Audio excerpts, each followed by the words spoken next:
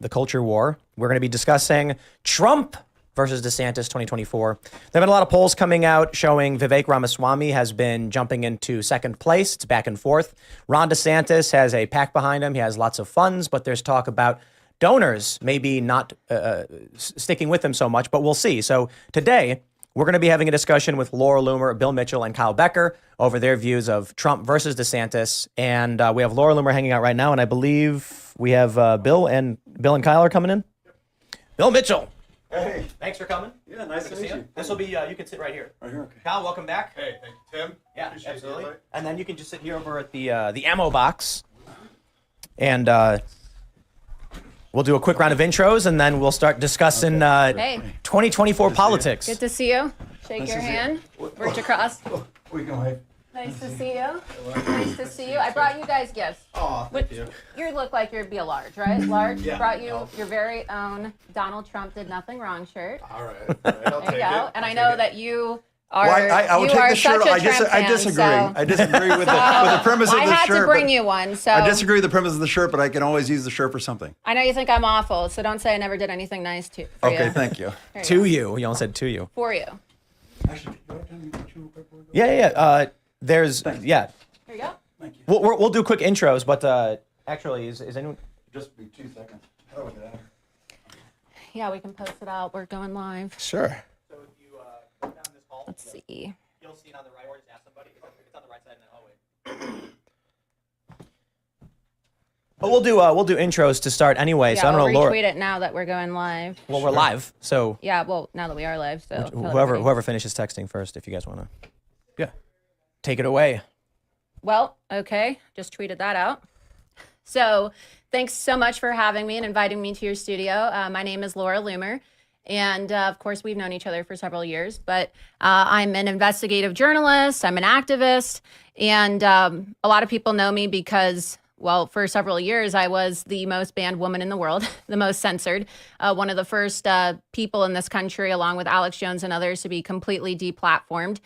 Pretty much everywhere, right? I only recently just got my Twitter account back in December, but I'm still banned everywhere else, right? You were debanked too, right? Yeah. That's crazy. So I got debanked. And then, as you reported, you were one of the only people to really report on my congressional campaign and the censorship. I made history because I ran for Congress in 2020 and 2022 in Florida as an America First Republican. And during both election seasons, I was the first and only deplatformed, like completely deplatformed candidate in United States history.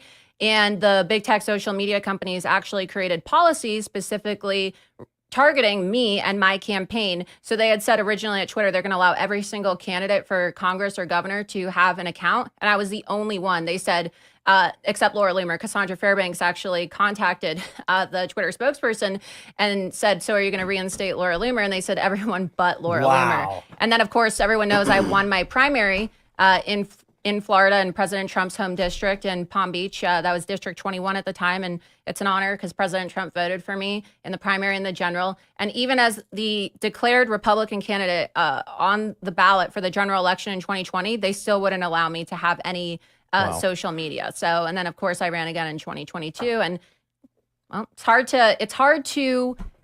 to get elected to office when you're completely silenced and we live in a digital public square. And now, of course, I'm doing everything that I can to help President Trump, the greatest president we've ever had in this country, get elected. Right on. Kyle? So, name's Kyle Becker. I'm CEO of Becker News. I'll be doing a Relentless podcast later on this month. I'll be launching that with a producer down in Texas. Yeah, and so I'm excited to be here. I was recently a DeSantis supporter. I think a lot of people recognize that, but I feel like I've always been very fair to Donald Trump. I believe that he has a lot of great qualities, and he had an excellent presidency. I think for the most part, in terms of my personal political preferences. So I look forward to being a part of this debate because I think I have very good advocates here whose arguments I respect and their passion. I appreciate. So. I appreciate the invite here. So For sure. Look forward to this. And Bill, who are you? Hi, yes, I'm Bill Mitchell, and I'm the host of Your Voice America. I've been around for a while. I was very involved in the Trump You want to 2016. slide this way just a little bit? Yeah, sorry. Is that a little better? Yeah. Okay, great.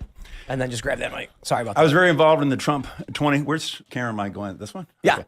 I was very involved in the Trump 2016 campaign. MIT ranked me as the 26th most influential person, and that because of the Twitter feed. And on election night, my Twitter feed did about 90 million hits. And so my original choice was Trump with DeSantis as a VP. But, Trump wasn't feeling that. And so I decided to shift over to DeSantis. So now I'm a big DeSantis advocate. And I understand that a lot of folks on the Trump side see me as Benedict Arnold now because I was such a huge Trump guy. And now I'm a big DeSantis person. But, I'm here to have just a debate of the ideas and to strategize because, at the end of the day, we need to win this thing. Right on. So it's not that Trump wasn't feeling it. It's unconstitutional, right? So you do know that you can't have a presidential candidate and a vice presidential candidate from the same state on the same ballot. So a lot of people push this idea that, oh, wow, it's going to be a Trump DeSantis ticket, and DeSantis is going to be the VP. But people don't seem to understand that, you can't have a presidential candidate and a vice presidential ticket from the same state. And now that we know that President Trump changed his residency from New York to Florida, he's a Floridian. And there are currently 3 Floridians running for president in the state of Florida, right? You have President Donald Trump, Ron DeSantis, and Francis Suarez, the mayor of Miami. So that's just a quick clarification. Article 2 of the Constitution states the electors shall meet in their respective states and vote by ballot for 2 persons, of whom one at least shall not be an inhabitant of the same state with themselves. I heard a lot about this. I didn't know if that was true or not. It is true. Yeah. And Roger Stone, of course, who's, a really great friend of mine and also President Trump's, longest friend and former advisor, or current advisor, I believe, as well. He has written extensively about this. And so, it's important for people to understand this because there was really this demonization of President Trump, right? Something like, oh, well, he just doesn't want to have DeSantis as a VP because, it would show him up and it's all about President Trump's ego when really it's actually in our Constitution. So I just wanted to make that clear. Yeah, well, there's no constitutional rule against 2 people being from the same state, although there may be a situation where you have a problem with the electors. However, people forget that George Bush and Cheney were both from Texas. And Cheney went ahead and changed his residency to Wyoming so they could run together. So Trump could have gone to New York. He could have gone to Las Vegas as far as residency, and they could have run together. So it's not a impossible leap. Why would President Trump want to go to a hostile blue state where you have district attorneys and prosecutors trying to come after him? I'm just correcting the record because you said that it was because of President Trump, right? And we want to be factual here. Well, as a matter of factual, we're talking about a subjective issue here, and factually, he could have gone there. He decided not to, and my belief is that Trump does not want to share the stage with another alpha male. And let me explain. But Ron DeSantis is the one that's on the record actually saying that he's not really a number 2 kind of guy. He said, I'm more of an executive guy. You could look it up, direct quote, actually. It's Ron DeSantis, not Trump. Let me explain to you why. Is it okay if I? Oh, yeah. Let me explain to you why I wanted this relationship. Because Trump is more of a CEO type. I was a headhunter for many years. So Trump is more of a CEO type personality. He's more the guy that stands there, is a showman, is the front man, is the guy that stands on the hill, says, points that away. Okay. DeSantis is more like we have in corporate world of a president who runs the day-to-day operations. And my goal was to have Trump as the front man, give him another bite at the apple because I felt like he was ripped off in 2020. And then have DeSantis running the operations behind the scenes because DeSantis is a extremely brilliant, Harvard-educated legislator. Okay, he understands legislation to the granular level. Trump is famous for not wanting to read, not wanting to dive into documents, wanting bullet points on things.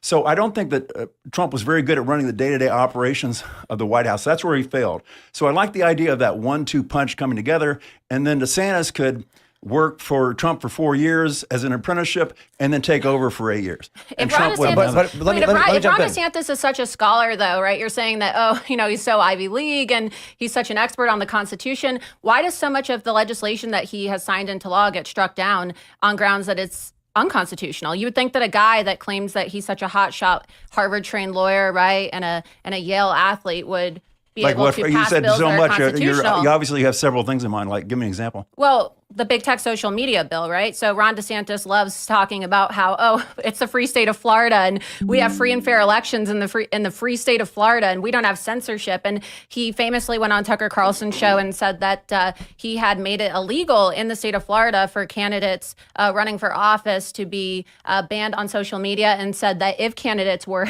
banned and deplatformed, that they were going to, the state of Florida was going to institute fines against the big tech companies. Well, I would know, given the fact that I was the only candidate in the state of Florida that was completely deplatformed. But I guess, because I'm pro-Trump and, we know that Ron DeSantis has been planning his presidential campaign for the last 2.5 years in the state of Florida, he had no intention of actually implementing this. And then, of course, a judge found that because they made the bill revolve around Section 230, which if he really is such a constitutional genius, as you're saying, he should know that the states don't have the authority to modify Section 230 because that's a federal law, right? It's a federal issue. So I just think that's important because, there's really just been this facade that's been created for Ron DeSantis. I would say that he's really a Manchurian candidate. The media and the GOP establishment has been grooming him. Okay, Fox News, Rupert Murdoch. Like Karen DiGiorno, your Bush let's campaign manager. I want to go back because I think there was something important that you brought up. You were saying you wanted it to be Trump, DeSantis. That's what I wanted originally. And I agree. Yeah. I thought that would have checked all the boxes. And for the same reasons that Trump is the guy. He's the chief, but he needs a right-hand man who's going to execute properly. However, it sounds like Ron DeSantis is the one at fault for that not happening. He's the one who said, I'm not a number two kind of guy. I'm going to run for president. He said, I'm not a number two kind of guy long after Trump had rejected him, was calling him meatball and sanctimonious and all these other sophomore. That's because he was running for president. But he said this after that had taken place. He did not say that's this. Dishonest. He's been planning a presidential campaign for the last 2.5 years, okay? It's been widely reported in the state of Florida and really nationally now that Ron DeSantis has been laying the groundwork for a presidential campaign since November of 2020. And, I ran for Congress in Palm Beach County, and a lot of the donors who are on Ron DeSantis's finance committee for his campaign, right? These are people who told me point blank in 2020 and 2021 during private meetings that they had been asked to be on his 2024 presidential finance committee. So this has been in the works for a long time. Obviously, Ron DeSantis knew that, he didn't just wake up in May when he filed and say, I'm going to run for president. Right. He pressured the Florida legislature, okay, in violation of Florida's Resign to Run law and really in violation of just ethical standards, period, to change the Florida Resign to Run law. He hand-appointed the Florida Secretary of State, Cord Bird, in May of 2022. And then he had Cord Bird quietly change the rules in the Florida Political Handbook so that you could transfer funds from a Florida State Political Committee, which is, before this change was made, you couldn't transfer funds, right, from state to federal entities. He had him quietly change the handbook so that he could transfer the money that he raised when he was governor over to the federal Never Back Down super PAC, right? So it just shows he doesn't really have moral character. He's willing to bend the rules. Wait, a representative of Donald Trump is saying somebody else doesn't have moral character? You're trying to say that this is about President Trump's ego when, if we're really being honest here, Ron DeSantis had been planning to run for president even, up until the time, like days before the 2020 presidential election, which we all know was stolen. I could say I have no problem if someone said both of them are lacking in moral character. An argument against Trump and an argument to DeSantis are two separate things. If DeSantis was changing the rules and preparing to run as president for a long time, I mean, that's that argument for, you have to make your argument as to why he should or should not have done that. We can insult Trump, but that doesn't change anything Ron DeSantis did. Right. Okay, listen, I have no problem with Ron DeSantis wanting to be president of the United States. Here's the odd problem that I have.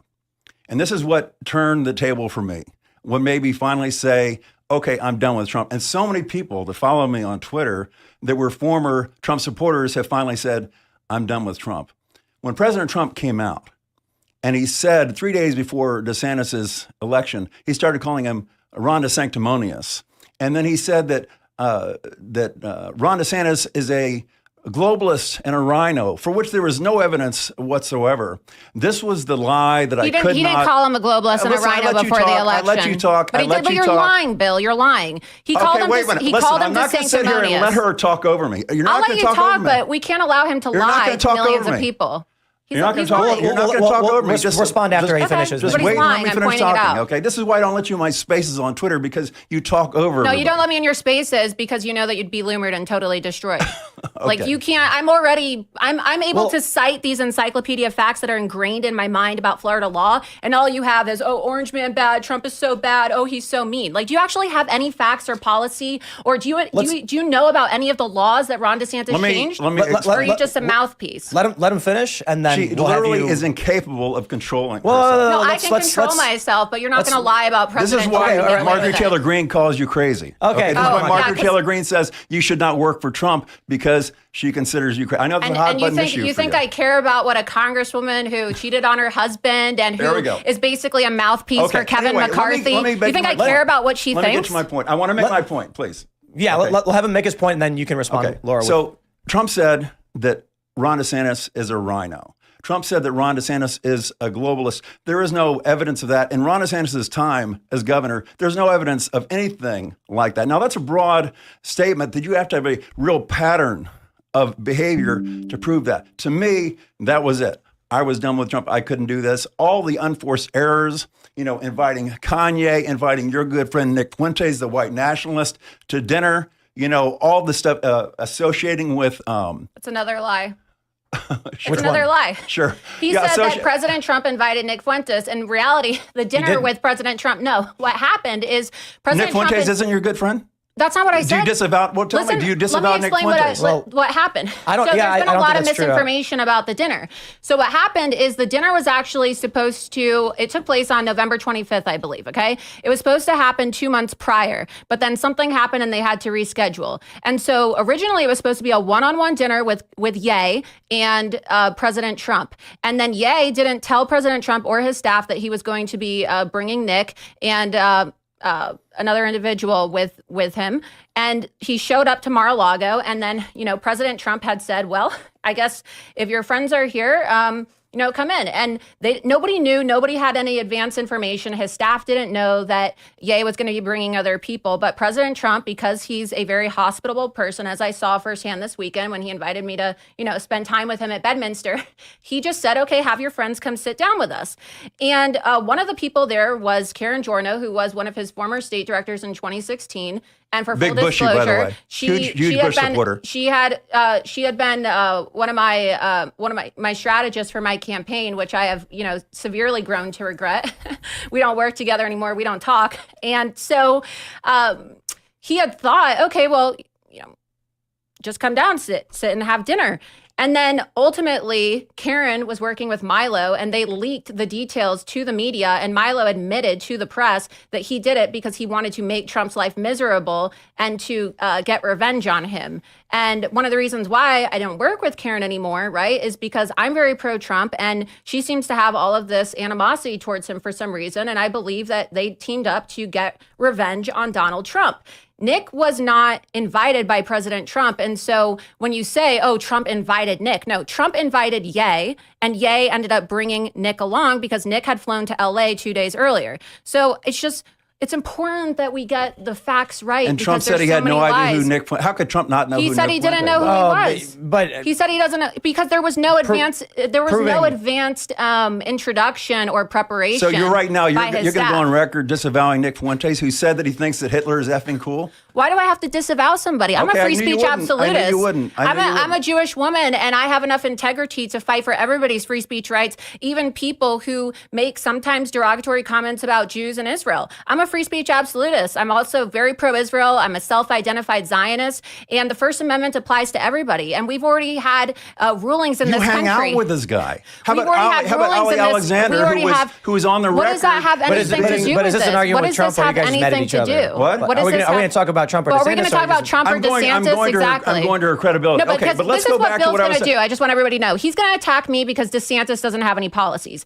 He knows that DeSantis doesn't have any policies. He doesn't have any policies. He's Poor ripped Kyle. every This is ripped about himself. DeSantis versus Trump. Let's get back on track here. Exactly. And Kyle's so getting mad. I want to talk. I'm here to talk about President Trump and his policies and why he's the better candidate. Okay. If you want to attack me, we can have our own space sometime, but we're not going to waste time so that you can, try to paint Okay, me let's as talk some about kind of radical. let's go back talk to about policies. policies. Okay, Trump has said that he is going to on day one in the Ukraine conflict with a phone call. Impossible. It's not going to happen. I guarantee you that Putin and Zelensky are laughing in his face when he says that. He says on day one, I'm going to end birthright citizenship with an executive order. Again, impossible. Would never survive the courts. He said that I'm going to drain the swamp in 6 months. Again, he was the chief recruiter for the swamp for 4 years. It will not happen. He had a chance to lock Hillary up. He promised that on his campaign I was so many rallies, lock her up. He's, yeah. And 2 weeks after he became the president-elect, he goes in front of a crowd and he says, listen, I didn't mean that. We're really not going to do that. And then the whole Russiagate thing happened. I'm like, that never would have happened if you had locked her up. You emboldened the left by not locking Hillary up. They realized you're a paper tiger, you're all talk, you're not going to get these things done. And then, so they came after your jugular, and look at all these problems. And we're still seeing the long-term effects of that. Let's start with that point right there. One of the big issues for me is which candidate is going to fire everybody. And I mean that figuratively to a certain degree. I do want everybody fired. I want reviews. I want the bureaucratic state to be curtailed to a great degree. I don't literally think someone's going to come in, bang a gavel, and everyone's gone. But the question then is, who would actually do that? Is it going to be Trump or is it going to be DeSantis? The question is, the way you could do that is, here's the biggest problem. The reason why they call the deep state is the deep state. It's these people that carry on from one administration to the next, they're employees. And it's very hard to get rid of them because if you try to fire somebody, then they appeal, and that takes many years, and they appeal again. So they can outlast any president, right? So what Trump had proposed earlier was this Schedule F idea, right? Mm-hmm. And he threw an executive order where he would be able to, if anybody of these government employees could be proven to be involved in anything politically, then they could be fired. The problem is that the courts will fight this. This will be challenged over and over again. It's going to end up in the Supreme Court, probably take years and years. Trump only has 4 years in there to do that. So I think that Governor DeSantis would also follow something along those lines. But Trump wants to build a big, better facility. I believe it's for the FBI in D.C. DeSantis wants to move them out, literally drain the swamp by draining the swamp, moving people out of D.C., getting them out of the 3 martini lunches, getting them out of that, whole thing. So I think DeSantis has got a more pragmatic approach to that. He says, listen, it's going to take me 8 years to do this. You can't just drain the swamp in 6 months. And, it's not like Trump doesn't have a track record on this. Trump has got a track record on that. Okay. So he says that DeSantis wants to, take these swamp monsters and deep state agencies out of D.C. DeSantis has brought the swamp to Florida. Do you know that Ron DeSantis allowed for the Capitol Police to actually set up an official office in Tampa, Florida for the purpose of hunting down Trump supporters who attended the rally on J6? Florida has the highest number of J6 defendants. You can look it up. There was a report, I believe, in the Tampa Bay Times about this. And so how exactly is Ron DeSantis going to dismantle these agencies when he's bringing them to Florida to harass and intimidate and carry out their weaponized agenda against Trump supporters? And they have a coalition where the Capitol Police in Tampa, Florida are working in conjunction with the FBI and the local sheriffs in Florida, some of whom were even endorsed by Ron DeSantis, and they are hunting down Trump supporters to this day. I live in Central Florida, and one of the districts that's close by to me, it was previously in my district before DeSantis took it out, right? Because it was one of the more pro-Trump areas, and he didn't want me having a super pro-Trump area when I was running for Congress against total rhino Dan Webster. Citrus County, just a couple months ago, there was a January 6er who didn't even go inside the Capitol. Okay. He was just there. He was wearing a panda suit, walking around trying to talk about peace. And he had his home raided by the FBI in conjunction with the Citrus County Sheriff's Office, and they beat him. And that happened under Ron DeSantis's watch. There are videos, and we can play them here today. I've done an extensive report about this, of January 6 defendants. As I said, Florida has the highest number at any state in the country, begging Ron DeSantis for assistance, asking him to intervene about this weaponized government. But he has emboldened the Capitol Police and the January 6 Commission to come into Florida under his watch with his approval in Tampa to hunt down Trump supporters. So I take issue with what you said. We had the Tampa Bay Times. I remember the story. It's a big deal. The the Tampa Bay Times says U.S. Capitol Police plan to open a Tampa office. Why? It's the first step towards geographic expansion of the notoriously opaque agency, which has been in turmoil since January 6th. Tampa Bay Times is not a conservative publication by any stretch of the imagination. That is a really good point, because I've talked about one of the strongest things DeSantis could do, and he did this to a certain degree, is say, I will not assist in the extradition of Donald Trump on these indictments. But this right here, actually, I think is a bit alarming, considering, I mean, the photos that have come out of some of these people. Let's talk about January 6th. Okay, my problem with Trump is the constant drama, the constant unforced errors. Mar-a-Lago, unforced error. If he had just given the documents back when they asked for them, none of this would happen. January 6th, he knew 5 days before January 6th that Pence was not going to stop this certification. He knew that.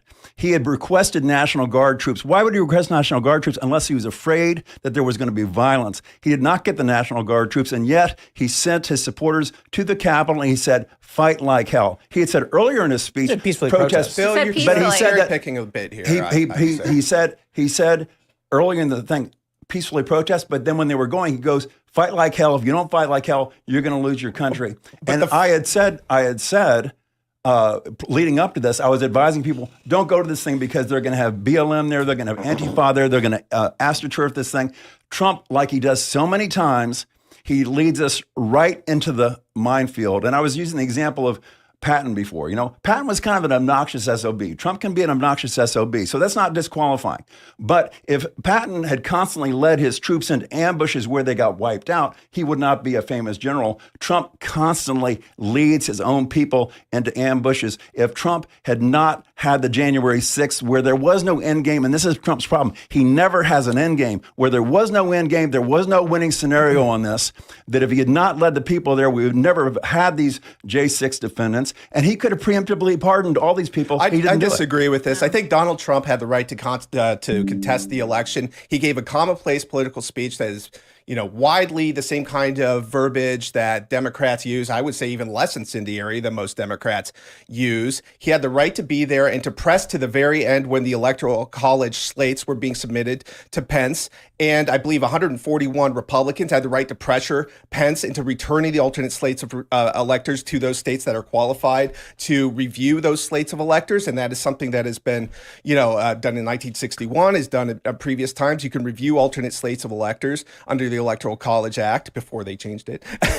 So he had the right to be there and to make his case before the American people. And the original altercation at the gates happened before those Trump supporters could have made it all the way to the Capitol after he said, go peacefully and patriotically, because Ray Epps and his buddy Samsel were there coordinating apparently to pull some shenanigans. I personally think that Trump, the important thing that you said earlier that doesn't really comport in my mind is that he did talk, according to the Department of Justice review, that he did notify the Pentagon, said that you're going to need at least 10,000 National Guard there.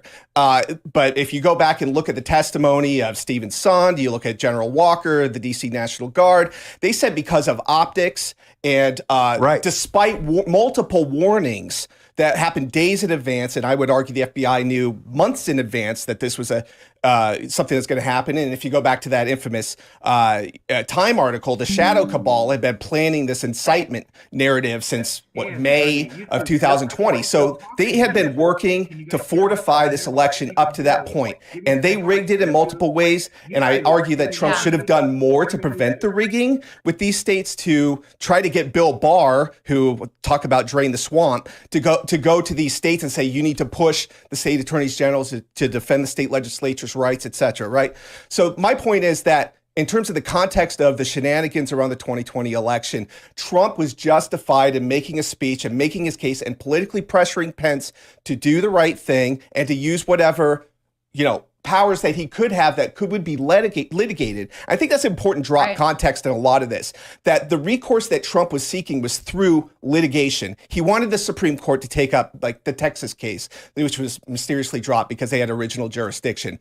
The context is he was seeking legal recourse. So Georgia's election indictment is a sham. He was seeking legal recourse because his end remedy was the courts. He wanted the courts to solve these problems. And in fact, one of the interesting things to me about the indictment in Georgia is one of the furtherance of criminal conspiracy acts they present is that Trump said whatever legal means. Like they said he went to Brian Kemp and said, hey, let's figure this out by whatever legal means. I don't know the exact quote, but it was he said, I can't remember what it was. He said, hey, see if you can look into the fraud or get it done by whatever the legal mean is. Right. And they were like, that's a conspiracy criminal act to ask someone to legally go. And going after his lawyers is just psychotic. I want to add too, people want to blame Donald Trump for January 6th, and you said that he could have done more. Well, how come we're not talking about Nancy Pelosi calling off the National Guard? And we do know that it was Nancy Pelosi who told the National Guard to stand down.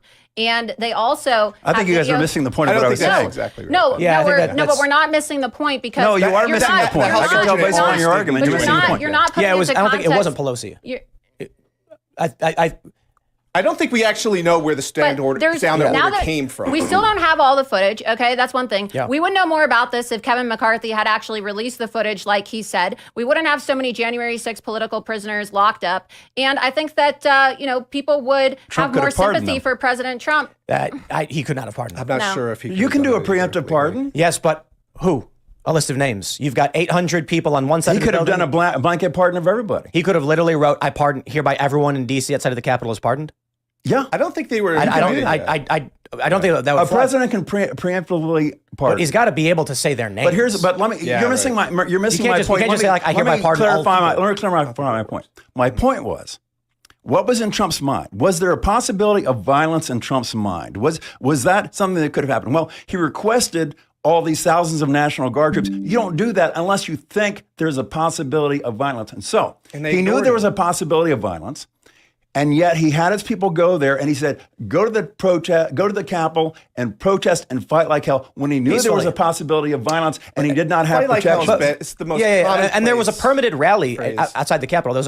They had a permit for it. But what I'm saying to you is Trump has got a very bad tendency of leading us into a minefield based upon his own hubris and his own narcissism. The election is the right cause to take up, to fight, and the verbiage is not that incendiary. There was no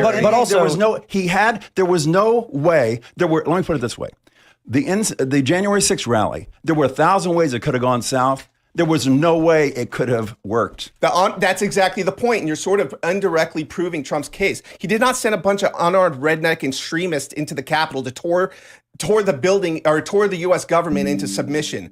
There was no capture and kill threat. In fact, the Congress had been originally shut down due to the pipe bomb threats at RNC and DNC. So the point is, there was no end game and there was no collusion on the part of Trump with these extremists. He was the commander in chief. He's not culpable for that. It's an important point. It's an important point. Trump was still speaking when the first group breached the barricades and stormed onto the Capitol grounds. Well, the people that were the peaceful protesters there January 6th, I do not think were the people that were breaking windows and causing trouble and beating the cops. That's true. I think it was the BLMs, the Antifas, all these AstroTurf people. I was warning people for 2 weeks before this thing happened. Yeah. Don't go to this thing. They're going to trap us. They're going to AstroTurf us. We're going to be blamed for this. They're going to have Antifa. They're going to have busloads of Antifa and busloads of BLM. They're going to create the violence. And I saw the videos of people breaking windows. These weren't Trump supporters. These were guys with long hair, black backpacks. They're wearing a I don't think there was a memo to the Antifa. There was actually coordination to tell them not to do that, not to AstroTurf. And I know that John Sullivan was there. Well, were these regular Trump supporters that were causing this violence? You think? No, I think the FBI had plants inside of these far right extremist groups, and much like the Whitmer kidnapping, had kind of pulled them along to go and not stop them from going to the Capitol. They could have tamped it down. They could have stopped the Proud Boys and all of these groups from wanting to go to the Capitol, but instead they seem to aid and abet him. And you look at the police was crawling with undercover MPD. We know, the municipal police department, armed, by the way, some of them encouraging the Trump protesters. This is on video, by the way, to go to the Capitol. And on top of that, there was undercover FBI, and that's come out in trials too. And they didn't do anything to stop it. And Trump, was going to be there. I want to make a point. Trump is. Let me make this final point. Trump is the king of unforced errors. He is like a blind man in a field full of garden rakes. He's always stepping in it, always walking into it, always causing himself trouble, whether it be J6, whether it be the Mar-a-Lago documents, whether it be what happened in I think he was too Georgia. nice. I all think he these did sort the of right things. thing on J6 because he You're didn't gonna allow jump in, him to yes. get. wanna- Was he supposed to allow him to steamroll him? I want don't think so. I want Not my to, I opinion. want to fact check another one of Bill's lies. So Bill said just now that President Trump could have done a blanket pardon of all the J6ers. That is categorically false. As you know, President Trump was impeached on January 13th of 2021. Okay, they tried to charge him with an incitement of an insurrection. I brought notes to this because I knew you were going to say this. Okay, and ultimately, President Trump's term, as we know, ended on January 20th of 2021, and that's when the transition of power took place. President Trump was not acquitted until February 13th, 2021, by the Senate. The reason why President Trump wouldn't have been able to issue just a broad brush pardon of anyone connected to January 6th is because, and I'll read this directly, under Article 2, Section 2 of the United States Constitution, it states that there is an exception to the presidential power to pardon in cases of impeachment. The presidential pardon power does not extend to forgiving crimes and misdemeanors that the House might charge in a bill of impeachment. And they tried to When did the impeachment? for When was the day of the incitement of impeachment? insurrection. The day of the impeachment was 1 week after January 6th, which was January 13th, 2021, and Trump officially left office on January 20th. And so he had an entire week to pardon him. and did not. Okay. But I'm sorry. I do No, not but see a you said- reasonable you scenario. said that he could have, and he couldn't. I'm fact checking. He could have. Time. He could have. couldn't have. Anytime He after couldn't have. January No, he 6th. couldn't have. He's not You'd have to- managed. He was- you're- he was pardon everybody in the country. He was No, no, right. completely Well, deplatformed can't 2 just do days that. after January But 6th. He was look. debanked. He was shut down. Okay. He was silenced. Let's think about this reasonably. First, we need a legal constitutional scholar to answer the question, can Trump sign a document saying, I hereby pardon all people within a 2-mile radius of the Capitol on this date? I don't think that's possible. The next thing is Trump would have to figure out who was actually a violent rioter and who was a peaceful, bumbling dotard who didn't know what was going on. So he's got a week, and they didn't even charge some of these people yet.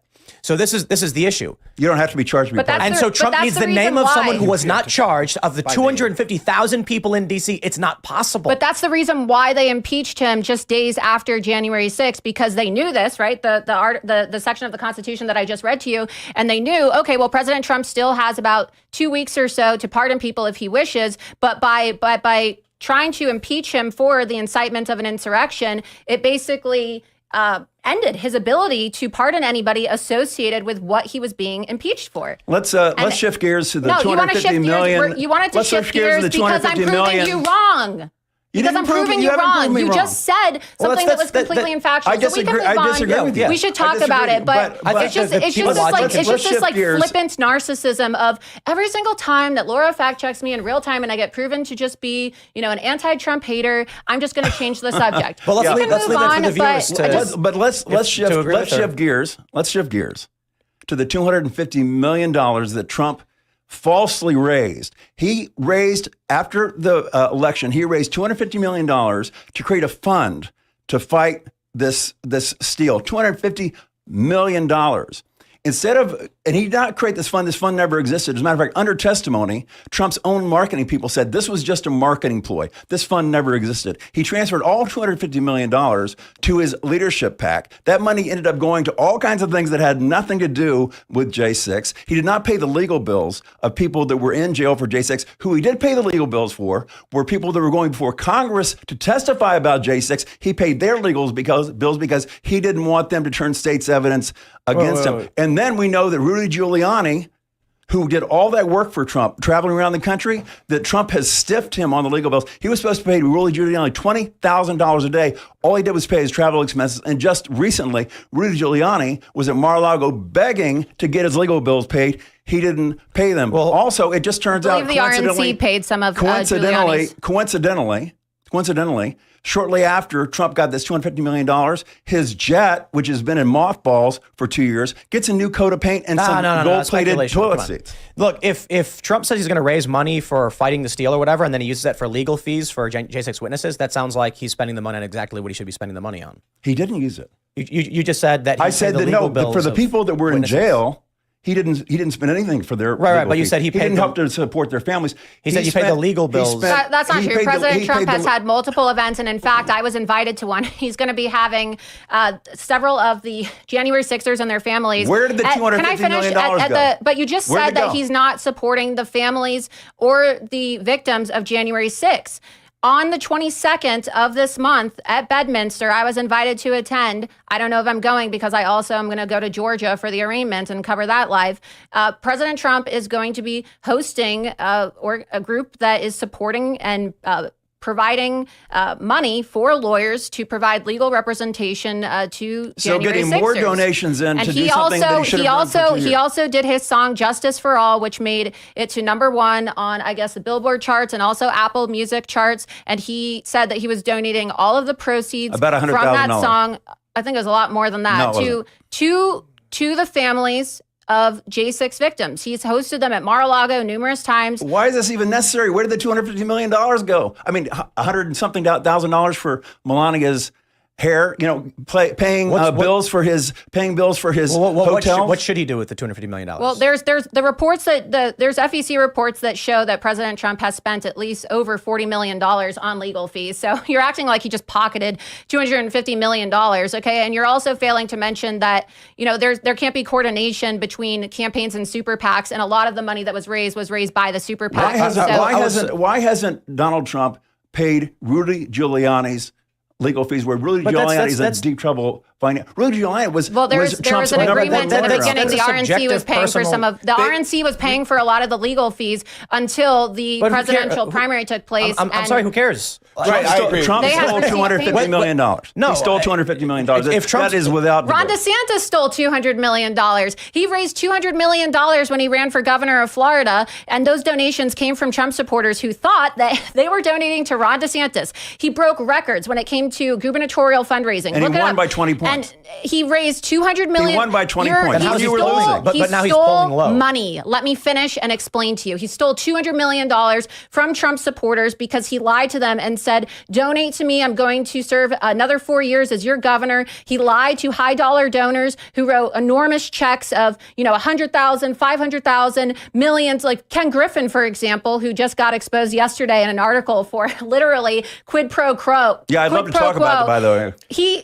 These people gave millions of dollars to this committee while knowing that Ron DeSantis was, running for governor. And then what did he do after the gubernatorial race ended? He then had the funds transferred to the Never Back Down Super PAC, $82.5 million. Right. And then $1 million transferred to a PAC that was created just days after the Florida Speaker of the House, Paul Renner, changed the Florida Resign to Run law as a form of bribery. So let me say. So he stole money from Trump supporters. No, he didn't. Yes, he did. No, he didn't. Yes, he Okay, stole. look. He stole at least $82.5 million. If you go to a Trump supporter, he stole that money. You're and deflecting. if Donald Trump says, I would like you to give me money, don't ask why. They're going to give him money. If Trump says, trust me, I'm working on some important things, they're going to help me, people would give him money. It doesn't matter. Trump supporters are happy believing that Trump is going to do whatever he needs to do with the funds. However, I do think there's an issue if Ron DeSantis is saying, I'm running for governor, not president, donate to me, and then transfers money so he can run against Trump. That feels kind of shady. Trump specifically said, this money is for this fund. And he named the fund. And then we have under testimony, the fund never existed. That was a lie. He raised money for a fund. As a matter of fact, I would not be surprised. What does that mean? I would not be surprised. What does that mean? He raised the money, so the fund existed. No. There was a fund that they were going to create that was just going to be specifically to fight the steal. It was, I think, election integrity fund. I can't remember the name of it just off the top of my head, Ron. But it was a fund, and his own marketing people said that was just a marketing ploy. It never existed. They transferred the money to his leadership PAC, and people don't understand. A leadership PAC and a super PAC are two different things. A leadership PAC can spend money on whatever. They can spend money on Trump to do golf trips, anything. It's not like a super PAC, okay? So he transferred the money to these guys, and then God only knows where the money went. We know for a fact that they paid over $100,000 for Melania's hair to be done. We know that money that went to Trump's businesses and his hotels. Just like we know that over $400,000 of Ron DeSantis's presidential donations just went to pay off his personal American Express card. So if you look at the financial disclosure forms, and I did an extensive report on this, there are American Express Express credit card payments that are not properly documented according to the rules as they're supposed to be documented in an official report. So you want to talk about Melania? What did Ron DeSantis I want to talk about the $250 million. I want to talk about Jill DeSantis' trips to Gucci with their campaign American Express card. Let's talk about that. Let's shift it's a little. Jill. We'll shift a little bit because otherwise we're just going back and forth on the money, and Kyle wanted to jump in. So I think that we could say that both of them have moved the money away in ways that some of the original donors disagree with. I think that we can say that because politics, the circumstances have changed for both DeSantis and for Trump. We don't know exactly what triggered DeSantis' decision. He may see trouble ahead for Donald Trump ultimately becoming president and cares about America enough to want to come forward and run for the country. So that may be Ron DeSantis' rationale. I will leave it to Ron DeSantis to, explain that. But I want to explain why I supported Ron DeSantis originally leading into this debate with Laura. And, everything changed when these political indictments started coming down the line. Every time there was a Biden scandal, there was a political prosecution. And, you go back to August with the FBI raid on Mar-a-Lago, we saw that Biden had a classified documents issue come up in November, just prior to the midterm elections. He covered that up completely. That is a blatant cover-up. Nobody talks about it. That came out. Biden still hasn't been indicted for this, and there's no. But he's the sitting president. He can't be indicted. Well, there's a special counsel who's supposedly investigating this. There's no headway. It's just radio silence. Yeah, exactly. That's true. Exactly. So there's radio silence on all of that stuff, and every time starting in late March. All the way up until August, even with the Georgia indictment, last week, there's just been Biden scandal, Trump prosecution, or Trump indictment over and over and over again. So my point is that if we were all thinking about how the Democrats were going to rig the election like they did in 2020 with like the COVID, with the mass mail-in ballots and the Zuckerberg boxes and all this stuff, they're rigging it right now in front of our faces. That's my viewpoint. This is election interference. This is rigging the election. Let me ask you a question. And so, just really briefly, Bill. Mm-hmm. So, my point is that if the situation has changed, and on August 1st, DeSantis came forward, put this mealy-mouthed statement, just like he had said in North Carolina rallies and so on. Very lukewarm, sort of, I'm going to drain the swamp, and he's even said stronger things recently, like, this wouldn't have happened to Donald Trump if he would have drained the swamp, etc. This really aligns him more with the GOP establishment that I'm comfortable with, because the thing about Donald Trump that is really highlighted to me, not just the deep-seated corruption and vindictiveness and nastiness of these deep state actors, is that the GOP establishment is not stepping up to do any meaningful actions to defend Donald Trump. They are sitting back and they're on vacation. They're giving these little statements. Oh, we're going to investigate this. We're going to investigate that. These strongly worded letters are very. I take it back. The Democrats are very. Can we just talk a second, about Bill. Okay. I'll get to the end point and I'll set you up. Okay. So my point is they're rigging the election right now in front of our faces. And if we don't support Donald Trump, then they're going to continue to select our candidates from every election from now to the end of time. We need to punish the Democrats, or alternative scenario, bring them out of the hiding, out of the shadows, and expose the democracy of America as a sham. Let's peel the Band-Aid off. Let's see how nasty these actors in DC are. And let's let the American people, who are, some of them are still asleep, see just how much of a complete illusion our process is. Donald Trump is the first candidate since, I would argue, Reagan versus H.W. Bush, to be not the GOP establishment pick. And I think that when he won, and he shocked them, and Hillary Clinton, who had tried to rig that election as well with the Steele dossier, et cetera, we saw big tech mobilize. Right. We saw this endless lawfare mobilize now. For me, it's really proven me right in my argument for the last 15 years that people like Barack Obama and his advisors, John Brennan, who was a communist before he was a CIA director, they have a plan to undo freedom in this country. And Donald Trump understands this, and he's more vocal about it.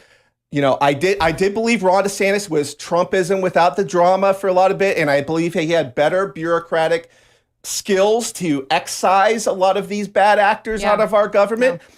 I think that's true, and I heard your counter argument, Laura, and I agree that Trump is going to excise bad actors. What you said was disturbing. What did he do for 4 years? Policies are totally different, right? That's what I said in the very beginning about him being this Manchurian candidate, and I agree with what you said. Where's the Republican Party on this? They're just completely MIA on vacation. And I will say, you're always saying, "Oh, you never criticize President Trump." One thing that I was very critical of President Trump over, and I'm his biggest supporter, is his endorsement of Kevin McCarthy. Kevin McCarthy is just sitting back, allowing for this weaponization of government to happen. He's done absolutely nothing except issue this milquetoast statement, and he's actually supporting Ron DeSantis. I call out Marjorie Taylor Greene, and the reason why she calls me crazy, and the reason why she a lot of people call you crazy. I don't care. It's, as President Trump always says, it's the outsiders who change the world, and I'm an outsider, and I'm proud of it. I don't want to be a part of their club in the GOP establishment, And so the fact of the matter is she has formed an alliance with Kevin McCarthy.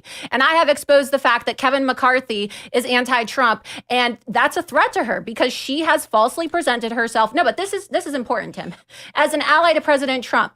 Kevin McCarthy has refused to endorse President Trump for Congress or for president. Okay, nobody's endorsing him. He has come out. No, the entire Florida congressional delegation endorsed Donald Trump. What are you talking about? How many of us former cabinet members? How many of us I got to make a point about former chiefs of staff endorse him? I broke a story a couple of months ago about how Kevin McCarthy was actually directing his donors in the Central Valley and Silicon Valley in California to host high-dollar fundraisers for Ron DeSantis, and it was actually at one of these fundraisers where Ron DeSantis said that he was against President Trump's policies with China, particularly as it relates to tariffs, and that he doesn't support tariffs. And we now know that he doesn't support tariffs because all of his biggest donors are, people tied to Sequoia, like Doug Leone, Ken Griffin, who, is a billionaire because of his investments and his business dealings in China.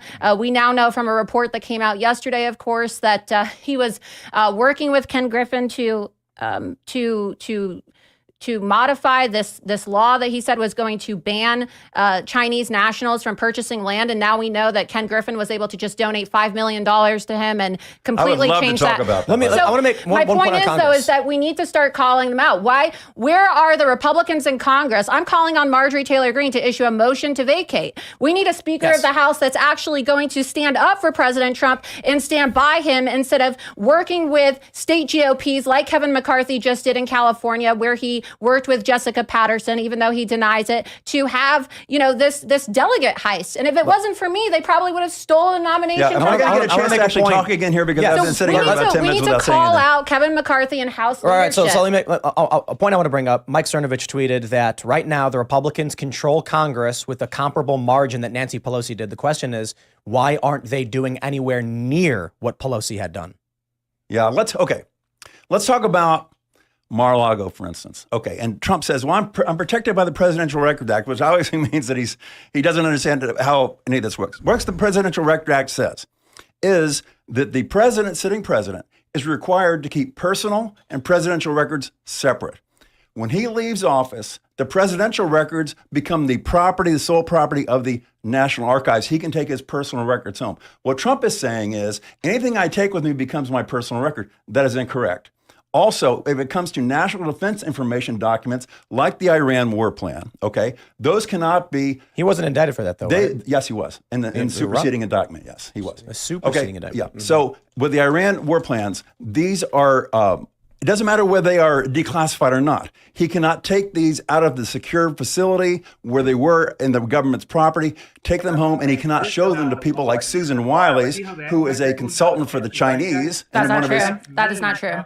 Oh, her consulting firm doesn't do work with the Chinese? Susie Wiles only consults for American companies, and she's affiliated with a lobbying firm. She's not responsible for every single client that they take on. Regardless, she is not authorized to see these documents. You said regardless. You just lied about her. So you should correct the record. You just lied about her. Okay, she doesn't represent foreign nationals. You're going on the record saying she has nothing to do with the Chinese. She herself, from my understanding and my knowledge, is not directly involved with the Chinese. Okay, I've read about 10 articles to the contrary. But anyway, but she is not authorized to see these documents. And Trump went on Brett Baier, looked us in the eye, and he said, I've never seen this document. I've never heard of this document. I don't know what this is. I never would have had General Milley do this. And he lied to our faces like he's done so many times before. He's innocent until proven guilty. And then he's on the record. We don't have proof of that. Like he's not been convicted. They indicted him for this because they've got evidence that this was what he did. This wasn't just a real estate plan that he was waving around. No. This was actually the Iran. If we're looking at any one of these indictments, these are novel legal theories.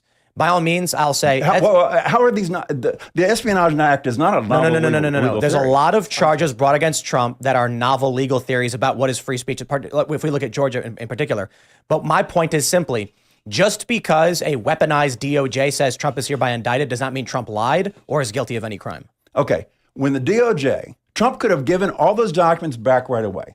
But the problem that he had was not only did he not give them back, but when they were under subpoena, he had that one guy, I can't pronounce his last name, move the documents around. And then he said to his lawyers, okay, go back to these guys and say, hey, you've got all the documents. He had his lawyers lie for him. And that's why the lawyers... President Trump is protected by the Presidential Records Act. It was a process crime trap. That's my But more importantly... he's protected by the Presidential Records Act. Outside of any of that, you don't even understand what the Presidential Records Act is. You are citing... Yes, I do. You are citing Yes, I DOJ do. indictments, not convictions or hard evidence of proof. How is he protected by the Presidential Records They've made Act? accusations against Trump for which he's been indicted. He has not proven to do anything you've claimed he's done. Right, he's been indicted for these things. Okay. And that doesn't mean anything. Okay. I mean, look, when they claim that Jenna Ellis... the documents back, this is Trump's problem. Look. Trump's problem is he knows the left is out to get him. He knows they're very sneaky. Okay. And yet he walks around with a target on his back all the time, constantly stepping into these bear traps. I'm sick and tired of that. As one of Trump's top advocates for about 7 years, it's like, I've had enough. I'm done with this. I don't need this guy that is constantly. I don't need the guy who's I'll say something real quick. Ego. I don't need the guy that doesn't have the intelligence to understand legislation. I'll say one thing real quick, and then Kyle. Last night, Sean Spicer was talking about how he was a witness in the Mueller investigation, and that it cost him 6 figures to defend himself, not even as a target, but a witness. Right. And how does that happen? He said, because when Mueller says, I want to talk, you could say something seemingly innocuous that they could interpret or use as a crime against you. So you have to pay lawyers to handle your communications. You could say something as simple as, well, when I was texting my friend the other day, I mentioned, that's a violation of the Presidential Records Act. We got him. We got him, ladies and gentlemen. How does texting your friend violate the Presidential Records Act? Sean Spicer. No. Hold on. The point I'm making is, for one, that's what Sean Spicer said he had to call his lawyers about. Whether they're going to charge him or not, they can take anything you do and argue it was or wasn't a crime. The saying is, show me the man, I'll show you the crime. The point is, there's no way to avoid. Look at Michael Flynn. He wasn't even being investigated and said, he lied to us, now we got him. My point is simply this. The claims, the indictments and the allegations against Trump have not been proven. I don't trust a weaponized DOJ, especially when we know Hunter Biden is involved in illicit business dealings. We know Joe Biden there was a request made by Devin Archer to contact, not Devin Archer. There was a request made by Burisma Partners for Hunter to contact, quote unquote, DC. Then we get a month later, Joe Biden flies to Ukraine to personally engage in a quid pro quo, fire a prosecutor in exchange for $1 billion loan guarantee that he doesn't have the authority to do. When you have that stuff going on and we have whistleblowers coming out saying Hunter is protected, I'm not going to err on the side of the indictments must be true claims against Trump. But I don't want to rant. Kyle, you had a point. No. So that kind of goes to what I'm saying. So I don't blame Donald Trump for the extreme actions that his adversaries have taken against him since he first came down the escalator.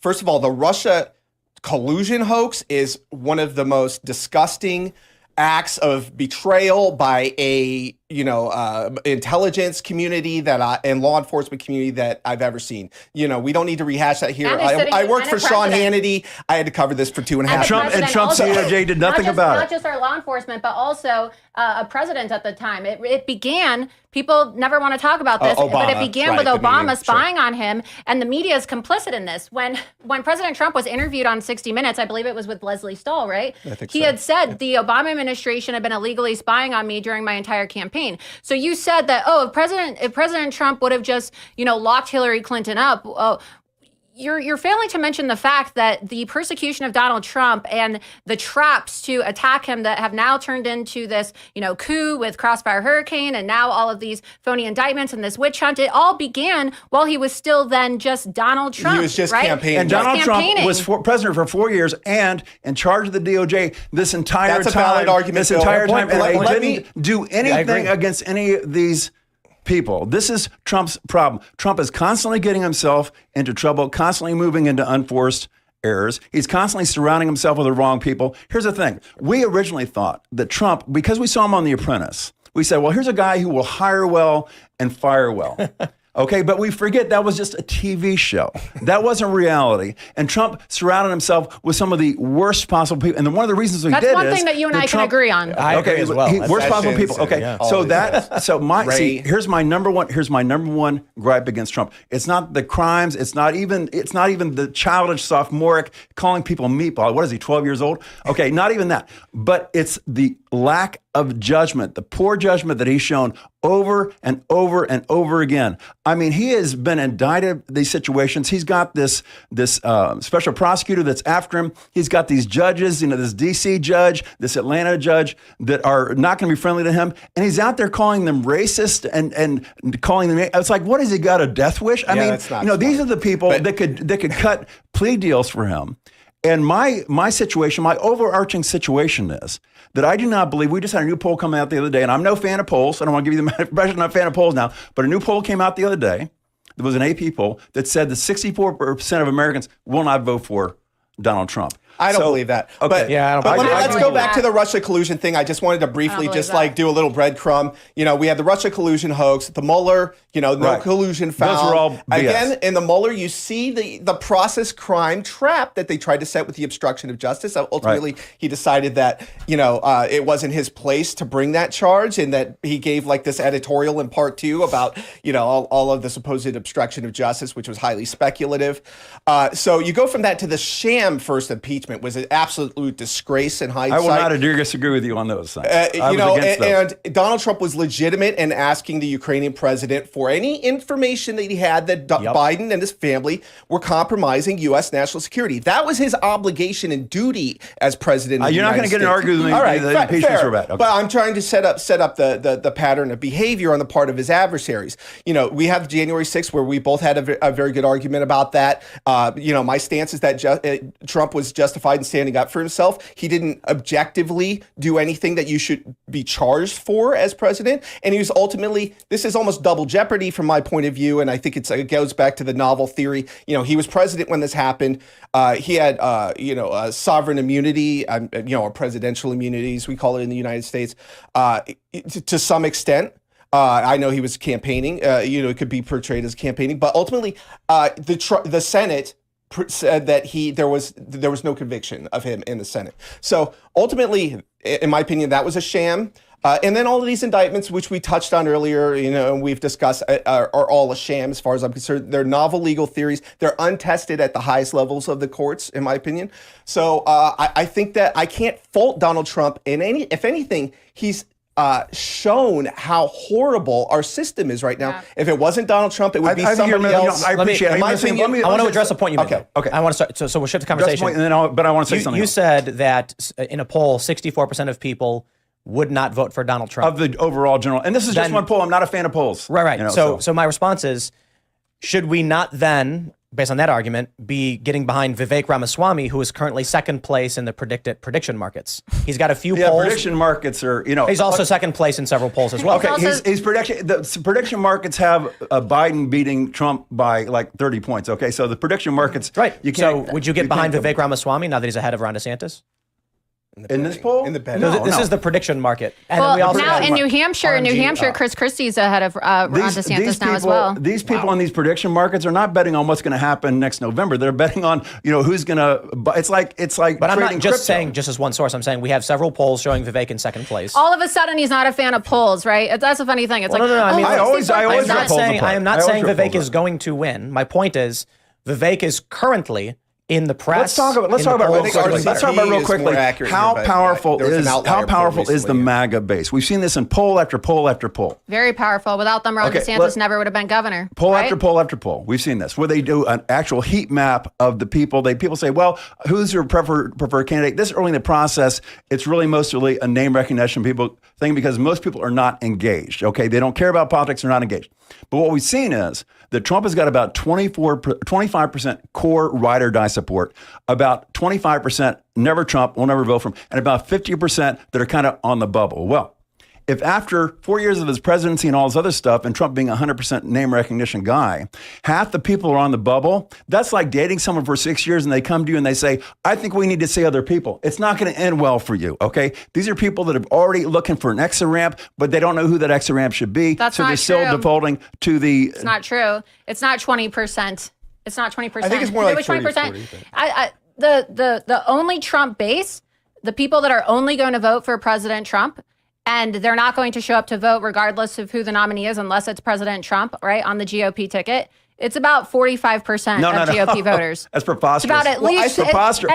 You have no basis for that number. That's people who admit it. That's people who admit There's no it. basis for that number. That's people who admit it. There's a lot of Biden opposition baked into the cake. So if you do the head-to-heads of Biden versus Ramaswamy versus DeSantis and versus Trump, they have very similar numbers. And so it's all within the margin of error between We've seen Trump about Ramaswamy 6 and different DeSantis. studies that have all come out and Head-to-heads. said this 25, 50, 25 thing. Seen it over and over again. I don't know where you get your 44%. Okay. But if you say that, and we also see that really right now, the entire electorate is about 25% GOP, 25% DNC, and about 50% independent. So 25% are ride or die Trump, 25% are GOP. That means a lot about more 6%. than 25%. That means about 6%. There's a lot of Trump supporters That who means aren't about GOP, 6. but, That means about 6% of the electorate are ride or die Trump. Okay, so what does that mean? So for Trump to win, he needs to win the independents, the middle vote.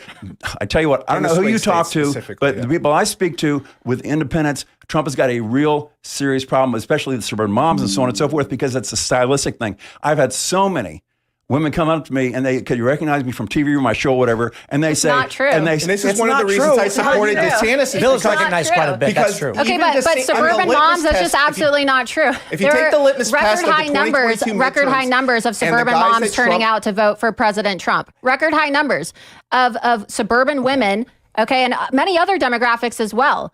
And young women, especially millennial women, turning out to vote for President Trump. That's why he did so well with his endorsements in the midterms. He did. You know, He did. He did. I don't. He did. Well, No, I in terms don't of know what he Senate- did. Let me put it this way: Yeah, in the swing states were terrible. battleground states, he lost like 60 to 70% of those, and the ones that matter, the endorsements that he did well with were ones he's where he saying was that going he to. lost 60% of his The endorsements. That's just not true. Masters, He's Walker, getting away with Oz, all lying. were disasters. He's getting They away didn't with just work out. Oz making was a crazy disaster. lies Yeah. against Okay. him. I'm going to Just say it again. ridiculous I'm going to lies. say it You again. just said- you She's just said talking that- over me, so I'm just going to say it again until she stops talking over me. He just said that 70% of Trump's endorsements lost. That's not That's true. not what I said. I said of his endorsements in the battleground states, the tough ones, he lost those. Look at it was either 60 or 7%. I don't remember the exact number, but he lost those. The ones that he did very well in were like he did over 100. But these were the ones that he was going to win, whether an endorsement or not. Right. And here's the issue with this. It doesn't matter if it was Trump or a block of provolone cheese. With mass mail-in voting and ballot harvesting and the operation that Democrats have pulled off since probably 2016, to be completely honest, and have improved upon with 18, 2020, Republicans are making the mistake of fighting an idea battle or a personality battle, while Democrats are fighting a procedural battle. And when you look at who was it, Frisch in Boebert's district, almost winning. Yeah, that was close. Holy, how is it close? Well, it's simple. The ground game that Democrats have, the laws they changed and maintained on the books since 2020 gives them a massive advantage. Universal mail-in voting, one of the biggest mistakes Republicans made in Pennsylvania, probably on purpose, mind you, because they don't like Trump. Mm-hmm. When you have an urban district, and it's almost entirely Democrat, or a suburban, you go to the suburbs, you can go to one door, knock on the door, and say, fill out the ballot. You walk 10 feet, you're at another house, you knock on the door, fill out the ballot. That's how they're getting massive suburban votes. For the rural vote, which overwhelmingly goes Trump, you have to drive. Like the nearest neighbor here, it's going to take you a 10-minute walk. So for the Republicans to get on ground game to find their base and convince voters in rural suburban areas is very difficult. But the key battleground being the suburbs, Republicans did not have the logistical apparatus. Democrats are winning procedurally. I don't think it matters. We're arguing, is Trump popular enough? Look, Trump's you, not I gonna would carry- argue, Trump you can't win get, the you get the- 1,000 in- activists in the suburbs, and you will get people to vote for Trump. And the obverse of that, I was associate field director in the Tea Party way for a congressional candidate in a blue district, and for Nan Hayworth, and I had to knock doors and I had to do phone calls, but I was one of the first ones to mobilize the Tea Party outreach and was able to thread the needle of getting the Tea Party people on board. But you see, the GOP establishment sucked the activist energy out of the conservative Republican base by hijacking the Tea Party. Like Paul Ryan and all of these, they led us down a blind alley. There were, of course, some grifters involved in the Tea Party. They did it in 2020 as well, though. And so, this is why I think Trump is exposing the GOP is in a lot of cases, and the term controlled opposition has been around, but they're like the Washington Generals. Right. I love that analogy. They're there to be Let's look at the beat up by scoreboard, the guys. by Let's the look at the Democrats. scoreboard, guys. And the And the last- consultancy class is a huge problem with the Republicans. So that's why I've when DeSantis made this pivot to try to thread the needle against Trump in the light of all these outrageous indictments, it shows me that he's a little bit not ready for prime time. Okay, let's look at the He needs scoreboard. to forget the consultants. DeSantis, His campaign management 5-0. is in shambles. Oh, I completely and that agree. shows me that his leadership of his campaign, he's being too much of a politician. Yeah. He needs to have a spine, go out there and really more forcefully. And I know he's trying to thread the needle here with the DOJ weaponization and drain the swamp and something that it's not needed right now. To his point, he needs to step up to the DeSantis plate. 5-0, Trump 0-5. We can talk about the Scoreboard. debate too, Bill, because I thought you had some To interesting points on Kyle's that. point, that is true. And there was a memo that actually ended up getting leaked, I believe, to the New York Times yesterday that proves exactly what you just said. Yeah, that's not real. It actually is real. How No, would you know? Are it's you not part of real. the DeSantis Explain, campaign? Bill. What? How would you know if it's not real? Are you part of the DeSantis campaign? I'm not a part of the DeSantis campaign, but I know for a fact that he's not going to. It is real. It came from Jeff Rowe. So this memo, okay, and Jeff Rowe is a part of the Never Back Down PAC. And as we know, Never Back Down is basically Ron DeSantis It's not because they're real. illegally coordinating. Yeah, they are. Ron DeSantis' campaign is broke, as we know. And Never Back Down is footing the bill for all of his expenses, including his bus tour in Iowa just now, because Ron DeSantis doesn't have enough money to get himself through this election. He raised $20 million on the campaign end, okay, transferred the $82.5 million. AG1 is so much more than a greens powder. In one single scoop, it delivers daily multivitamins, pre- and probiotics, stress adaptogens, and yes, greens. It's AG1. Get yours today.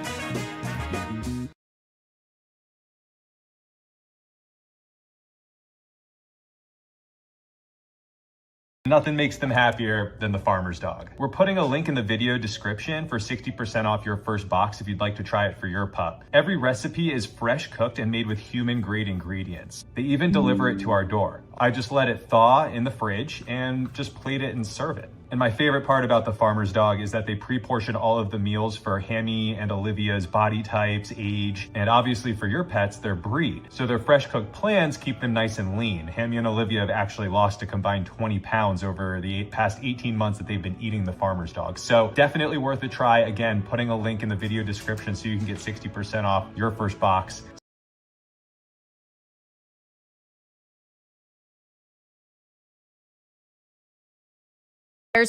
From his state committee to the Never Back Down PAC, and then they raised about $30 million additional dollars on that side. He spent $1.5 million, and you can look this up. It's all factual.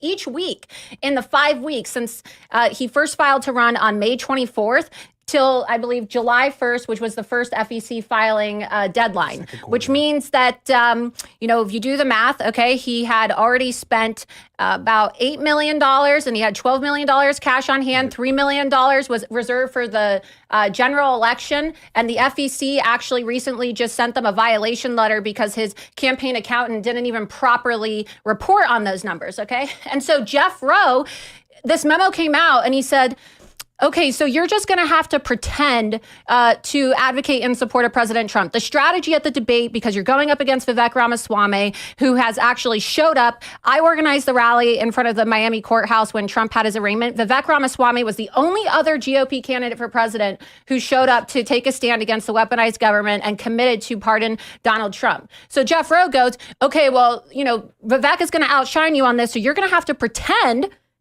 to defend Donald Trump. And then after you win the primary, right, you can go back to not being as pro-Trump. Just like we saw when he had his kickoff event in Miami, Florida, and there was a secret recording of the donor meeting where they said, what's your position on abortion? And his advisors and donors said, well, the governor, he only signed a 6-week abortion ban in Florida to appeal to voters to win the GOP primary, but we're actually going to take the Clinton approach of safe and legal abortion. Right. So he doesn't have policies. He's doing what the DC consultants and the establishment strategists on Capitol Hill are telling him to do.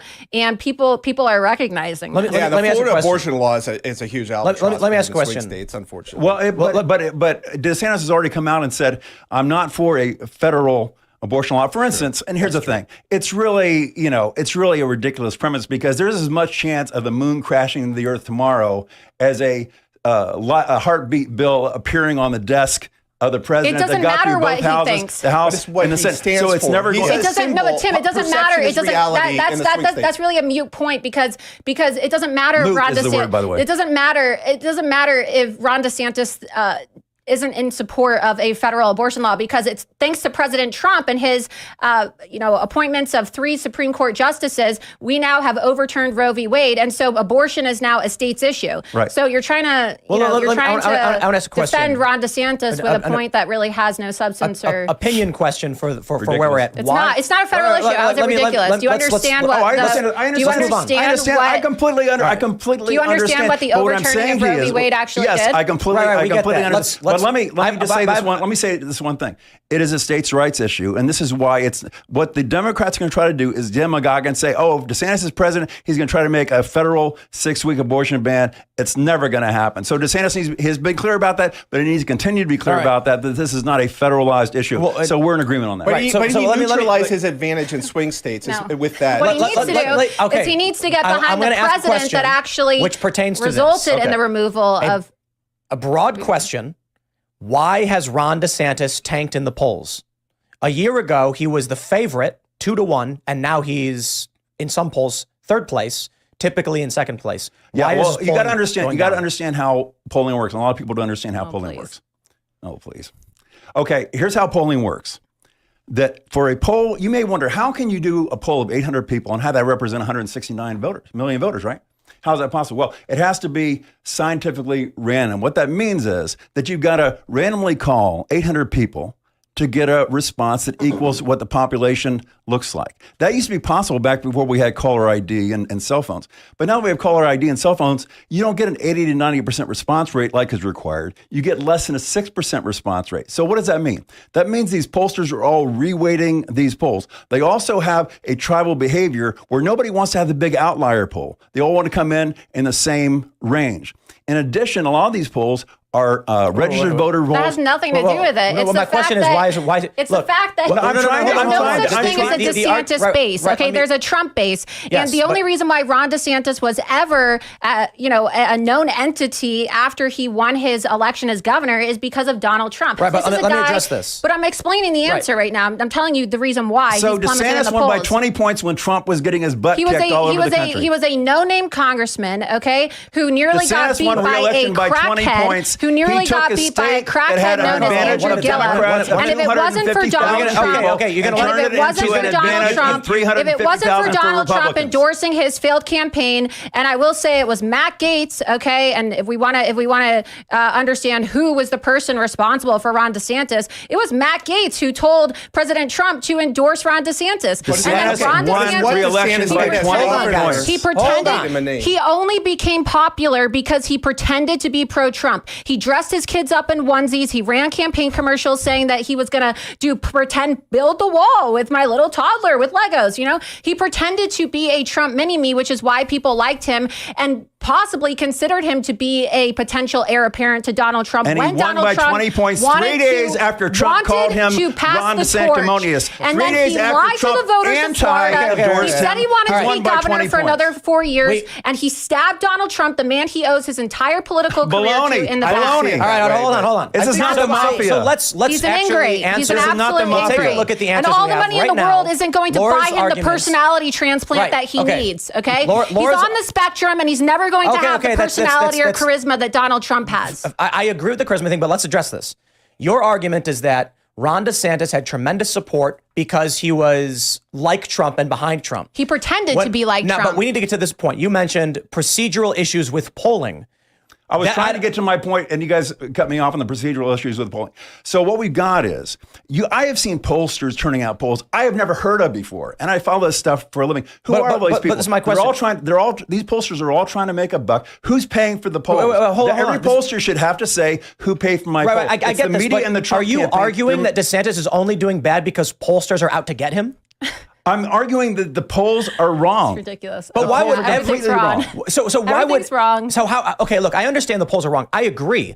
We saw, I think it was a 7-point swing in the wrong direction in 2018. I think it was like 13. Hillary's ahead of Trump by 16 points 3 weeks before the election in 2016. So right now, so you can make the argument that they oversampled Democrats in many of these polls, which is one of the big arguments as to why there was that swing and why they were wrong in supporting Hillary.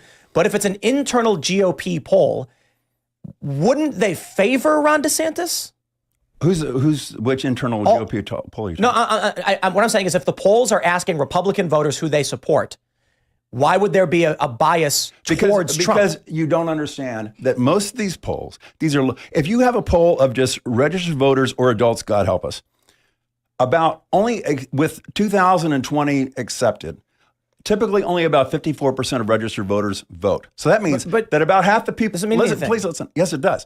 It means about half the people that are responding to this poll are not, they're low information voters. They're not engaged. So when the pollster calls them, if they do answer the phone. That's not true. So is it the official Wait, position? let him When answer. the pollster calls them, when they do answer the phone, they're going with the name they recognize. They don't recognize Governor And when the voter goes into the voting booth, it'll be the exact same. But we got a million years before they go into the voting booth. Now, also, and that was my question. My question was, why is he going down? down? He was higher in the polls. Now he's going down. Thank you for admitting that Ron DeSantis doesn't have name ID. Yeah, with more name. Thank you for admitting with more name, right? Good point. But what I'm saying is, you're trusting the polls. You should not be trusting the polls because Relative there's all kinds of weighting bias on here. And this is the amazing thing: the polls are wrong year after year after year, and still we say the polls. Look at what Trump. But has all done. of these different polls are trending generally the same way. So That's it's because not systematic. You're saying there's systematic error? Yes, it's a tribal, systematic tribal error? thing. You guys really need to do some research on this stuff. I'm sorry. I study it. No, we It's don't a- need to do research on tribal- anything. Okay, hold on, It's hold on. so Let's talk about sanctimonious. It's so sanctimonious. Hold on. Let's talk about Trump. Let me address your point. Donald Trump has a 50-point lead, okay? This is ridiculous. He has a 50-point lead nationally right now. Yes, Let he me address does. Bill's point. Yes, he does. It does The not. polls- It's in Okay. the 30s. If you want to talk about margin of error with polls, okay, Let's talk 4% about the here and there. actual polls. Okay, fine. You don't but understand how polling works. I do understand. I do understand. Let me address the point he just made. You're saying that the polls today are wrong, but that makes literally no sense. If the polls 6 months ago favored DeSantis, that makes no sense. If they're going down now, the only explanation is something politically is happening. You can't say 6 months ago the polls were right, but now they're wrong. Let's talk about, because I've already tried to explain this to you about how polls and how you can't trust polls. Okay, now. so why Obviously, could you're you not trust the listening. polls 6 months ago when DeSantis was higher? I'm not saying you could trust the polls 6 months ago. So DeSantis has never been leading. DeSantis was never never leading. leading He in the was race. never leading. But let me. My argument is that these pollsters would to support your argument, they would have to be independently biased against DeSantis all of a sudden. You Where actually they're don't think trading these together. pollsters coordinate and So talk to there one is another all the time? No, I'm saying like in terms of what you're saying, they're all trending together independently, so that you can make an argument of systematic bias, but it doesn't explain the wide margins that Trump has over DeSantis and DeSantis going the wrong way. So I'm just saying, Yeah, the polls. Listen, here's what we think. I agree. DeSantis was never ahead. It was always Never fake. had. It It was always fake. been He's a behind. Manchurian candidate. Here's what we Okay, think he's on a the DeSantis Manchurian side. candidate. We love the fact that you people on the Trump side are trusting these polls. You're just like Hillary before 2006. Oh I don't my need to go God. here. I don't need to go there. I'm so Okay, we love the listen, fact. I'm let him it's say. just so Be quiet for a second. disingenuous. Let me finish Let him my thoughts. I'm saying this is why she never gets on my spaces. Okay, I don't because want to she go yells on at your us. spaces, Bill. Make your point. Make your I'm point. a known entity. You're a nobody. You are Let a him- grifter who made your entire career off of pretending to be a Trump supporter, and then as soon as times got hard, you stabbed him in the back. I'm loyal, okay? I'm loyal. You're trying to flush America down the drain by I am a loyal nominating person, a and I man have who stood by cannot President win. Trump. Let's not have you guys argue with So each other. you don't- Trying to Let's nominate a man I who don't cannot want to win go the on general your election. spaces. Let's get that You are- clear. I don't have any desire to go on your space. Okay, Okay, that's why Let's You you're don't Stop. have sitting on my any reach. guys, You that's don't guys. have any impact. I'm breaking stories that are actually impacting the national election. Right, I was okay. with President Trump this weekend. You're not doing anything of significance, Bill. Understand that. Okay, because you keep on using that as a dig. I don't want to go on your need to have space. ad hominem. Understand Okay, that. you don't need That's to why say she that was in the on waiting room spaces. myself the other day. Understand, because you don't lied need- about me. You called me okay. QAnon when you are the QAnon grifter. I have never supported QAnon. I'm not I have a so QAnon. many photos on my phone that I could pull up right now that show you supported QAnon. Let's talk about something real as opposed to the polls, because I clearly I made my point on the polls. The polls are real when Ron I made DeSantis my is point. leading. I want to bring up a But point. All of a sudden, I when wanna- Trump let me points talk ahead, about it's not. Iowa. Let me address what you It's all said. fake, Let me address what you right? said, then we'll go to Come Iowa. on, it's Guys. so ridiculous. You have to admit. One of the things you just said is you Trump supporters believing these polls. And one of the issues that I've taken, as anybody who watches my show,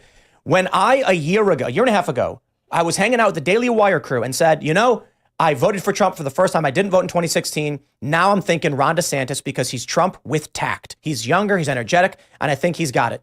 And then earlier this year, I said, I feel like Trump's revenge bent was more likely to result in firing, but I'm 50-50. When I was supporting Ron DeSantis, not a single Trump supporter insulted me, attacked me, lied about me. You're not in my feed. Yeah, so I have these Trump supporters come on the show, and I say, I'm leaning towards DeSantis. And you get people like Matt Gaetz saying, no way, Trump all the way. And that was the worst of it. The moment I made one point, I made one point about Jazz Jennings in Florida that was not in any way an attack on Ron DeSantis. His actual campaign staff attacked me on Twitter.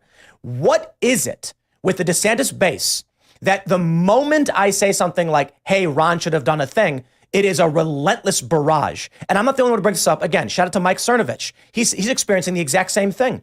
You bring up criticism of Trump. I could say, I know Mike Cernovich. I can Mike say on Cernovich my is show, all over the place. I can say on my show that Donald Trump should be investigated for the commando raid in Yemen that allegedly resulted in the death of an 8-year-old American girl. And Trump supporters don't attack me or insult me for it. Okay. They can say, well, Let's talk about one of your similar. friends, Alex Brushwitz. In his feed the other day, he says that I look like an aging lesbian. Okay. What does that have to do? This is my point. But is he wrong? Is he wrong? Did I look like an okay, guys, once stop. again. No. I'm not attacking. I asked the question. I never said I agreed. I asked him, is he wrong? I knew you 6 years ago. You look nothing like you looked 6 years ago. Why are you bringing like up ball. Alex? Because I Why dyed are my you bringing hair up and got a Alex nose job? Brushwitz when Who my cares? point is the DeSantis surrogates and campaign are attacking former or potential allies? I don't care about Alex Brushwitz, and I don't care about your arguments with Laura. My issue is many people have noted that Christina Pushaw, Redfern, Brian Griffin, many of his actual staffers are attacking people who should be his allies. Exactly. Why? Where are they? Why did Brian Griffin, Jeremy Redfern, and Christina Pushaw start insulting? This is how tone deaf the Trump camp is. I'm not Trump camp. The Trump camp is so toxic and attacking all the time with all these various lies. You said, and there it is. This is my you point. said that Casey Exactly my DeSantis faked her I cancer. never said that. I said she exaggerated it. I said this she is exactly my exaggerated point. it. The inability. This is your point. No, I'm sorry, dude. Answer And this yes is or a no. I haven't had turn-off to a cancer, lot of people but she who has- are trying This to make is up the their DeSantis minds camp with sinking rational itself. reasons. I said she my issue exaggerated is, it, and it's I true. supported She Ron can say that DeSantis. Casey DeSantis had That has nothing to do with I never me said or she my faked exaggerated it. her cancer. I never said If she I say faked something it. about that, No, I'm just thinking. no, you're talking about me. This is the issue I have. I don't care about what Laura said to you. I don't care what Alex Brushwitz said about Christina Pushaw. Why are they insulting me and other potential and former allies for no reason? And then you immediately go, but Laura Loomer, I don't care. My so you issue haven't is, been critical of I go DeSantis? on Twitter and I said there was a video of Jazz Jennings getting all of these surgeries in Florida. And I said, wow, is this happening in Florida? Where's Ron DeSantis? The simple response from his communications team should have been winky emoji, we're working on it. And I'm like, awesome. Because I had no beef with DeSantis and I was in support of him. Instead, they called me a moron, an idiot. They said DeSantis doesn't have a time machine. It's not possible. And they lied. Jazz Jennings got trans surgery while Ron DeSantis was governor in Florida. I don't understand why all of a sudden I'm getting a barrage from his campaign staff and from his gubernatorial staff when all I said was, where is he? I didn't insult him. And then what happens? I put out a tweet saying, will Ron DeSantis stand by his words to not extradite Trump? Again, all of the fans, they start insulting me. They make deep fakes about me. And when I say, guys, why are you attacking me? They just call me insults. And then when I speak to even someone like you, you go, but Laura Loomer. I don't know what Laura Loomer said. I don't know what people say to you. I don't. The question is, why are there I'm under assault all day, every day. Why are there so many by Laura people? Loomer, by Alex Brosh. The reason, hey, Tim, I'll answer the reason why. I'll answer your question. Diminishing her Let me cancer ask real journey. quick, just for clarification. I'm a cancer survivor. Right, I take offense by what she said. And I don't know what she said. Be And an my question is adult. this. Be an adult and get over it. Everybody In gets this offended. campaign- It's called free speech. In this campaign, It's called free speech. Okay, let me ask this question. In this campaign, there are many people who are potential or former allies of DeSantis who have been insulted and attacked by his fans, his surrogates, and his staff. My question is, why? Why? Okay, let's see. 3 days before DeSantis' reelection campaign, Trump calls him DeSanctimonious. Then he starts calling him meatball. Then he says that he's a rhino. He then he actually says didn't call him meatball. Then he says that he's a globalist. And then why am I being insulted because of that? DeSantis What does that have anything to do with you guys attacking Tim Pool? DeSantis camp fights back. And everybody's like, oh, that has nothing to do with that. That's not the reason why Tim Pool had an issue with Christina Pushaw. You're trying to deflect and say it's about Trump. This is the problem. They attacked him and then they stole his footage. This is the problem with the entire Trump. They stole his footage. With the entire Trump team. They have a terrible case of dish it out, but can't take it. I can take it. Now this is my point again. I'll take you to the mat with a slam dunk any day. I guarantee you, nobody says anything about you. They don't say anything Jeremy about me. Redfern personally tweeted at me, insulting me. And I was like, I'm 50-50 between Trump or DeSantis. And now I'm like, first of all, I will not throw DeSantis under the bus because he has awful supporters, but I will criticize him for having terrible campaign staff. He should have fired Pushaw a long time ago. Yeah. This whole idea, I can dish it out but can't take it either. Yeah, I didn't dish it out. Trump is. Let me put it this way. He asked a question. Let me put it this way. Trump is the embodiment of toxic, and this is what I think is kind of amusing. Is that Trump? We are not talking about that. We asked you to address. We asked you to address this. We asked you to address this. Let me just make this point very simply. The question I'm asking has nothing to do with DeSantis and Trump supporters insulting each other. Yeah. The issue is, why was somebody mean to you? I don't know. Why not just somebody? No. My point is this. Why is it that when I say I'm in favor of DeSantis, the Trump people desperately try to persuade me? And when I say, yes, you know what? I'll put it this way. Maybe that's your fee, but that's not my fee. Absolutely. And my point is this. I'm not the only one who's made this point. Okay. Several other prominent personalities have brought up DeSantis staff surrogates and supporters attack them, and Trump supporters woo them. Oh, my God. So, I'm sorry. I just need a moment. I need a moment here because that's the most ridiculous thing I've ever heard in my life. Meetings with Governor DeSantis, and I did go to one. And I thought it was in good standing with her. I wrote one article that was critical. Were these the social media influencers where they were paying people? Did you ever get offered payment, by the way? No, I didn't get a payment. Folks, I'm going to look right in the camera. I'm going to say this. I'm going to say this right now. I'm going to look right in the camera for everybody that follows me on Twitter. These are people that like Trump now, apparently, who are saying that Trump are just wooing us and being sweet and DeSantis is being mean. I know you're laughing at your phones right now because we know that is not even remotely. So my point is that I went there, I covered the COVID accountability summit that he had in December, and I was on support of him, and because I really wanted COVID accountability for a lot of these pharmaceutical companies that I argue fraudulently advertise their products and shouldn't have gotten liability immunity. Are you talking about the grand jury? Yeah. I have an announcement of that. So my point was I thought everything was fine. I go back. I remember reporting I pride myself to be independent, so I reported a critical article of DeSantis. The next thing I know, Prashad has unfollowed me. There's radio communication silence, and I've talked to some of his spokespeople, and I think that they're well-meaning, good people in general. I can say that in terms of Prashad, her behavior is somewhat mystified me. I don't work for Hey, the. Tim. I will add one thing real quick. Last year, as I mentioned, I'm on the Daily Wire hanging out with these guys. We're talking about why DeSantis was the right choice, and Trump supporters are asking us to come on the show. I make one criticism of Ron DeSantis, not even a strong one. I said, where is he? And they've banned their campaign staff and supporters from coming on this show to the extent that they can. And you're shaking your head, but it's I'm a fact. sorry, this entire argument is beyond laughable. I mean, take Alex Broshowitz, who's one of Trump's top guys, and read his feed sometimes. It is obscene. Sure. Look at the things that Laura Loomer says. It is everything obscene. I say is factual. Okay, no, everything I say is factual.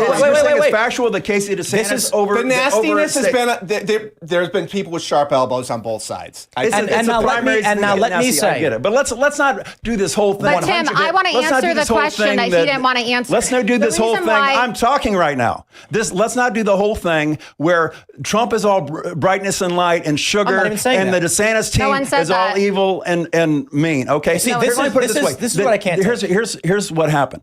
That Trump had dangled in front of Laura Loomer a job offer, right? And then Trump's team came to said, "Listen, she's way too toxic." Marjorie Taylor Greene said that she's crazy, and then you have gone on Twitter and you have accused the Trump team of being backstabbers several times. No, I said that there are people that work for President Trump who I think are leakers. Clearly, that is the case given the fact that they leaked to the New York Times. Because that was a private meeting, and he didn't dangle a carrot. He threw you under the bus. He didn't throw me under the bus. You're not privy to the private conversations that I have had with President Trump. When you are too toxic for Trump, you are beyond toxic because Trump is the embodiment of toxic. So if I was too toxic for Trump, why did he invite me to sit in his presidential suite with because he's desperate. Okay, but we don't need to make this. Okay, Trump. But I wanted to actually answer your question. And look, unlike people like you, I'm actually loyal. And so, yeah, it was unfortunate that certain people on his staff. I'm loyal to America, not to I don't care about loyalty tests. But let me just say this. It was unfortunate that certain people on his staff decided to leak a private meeting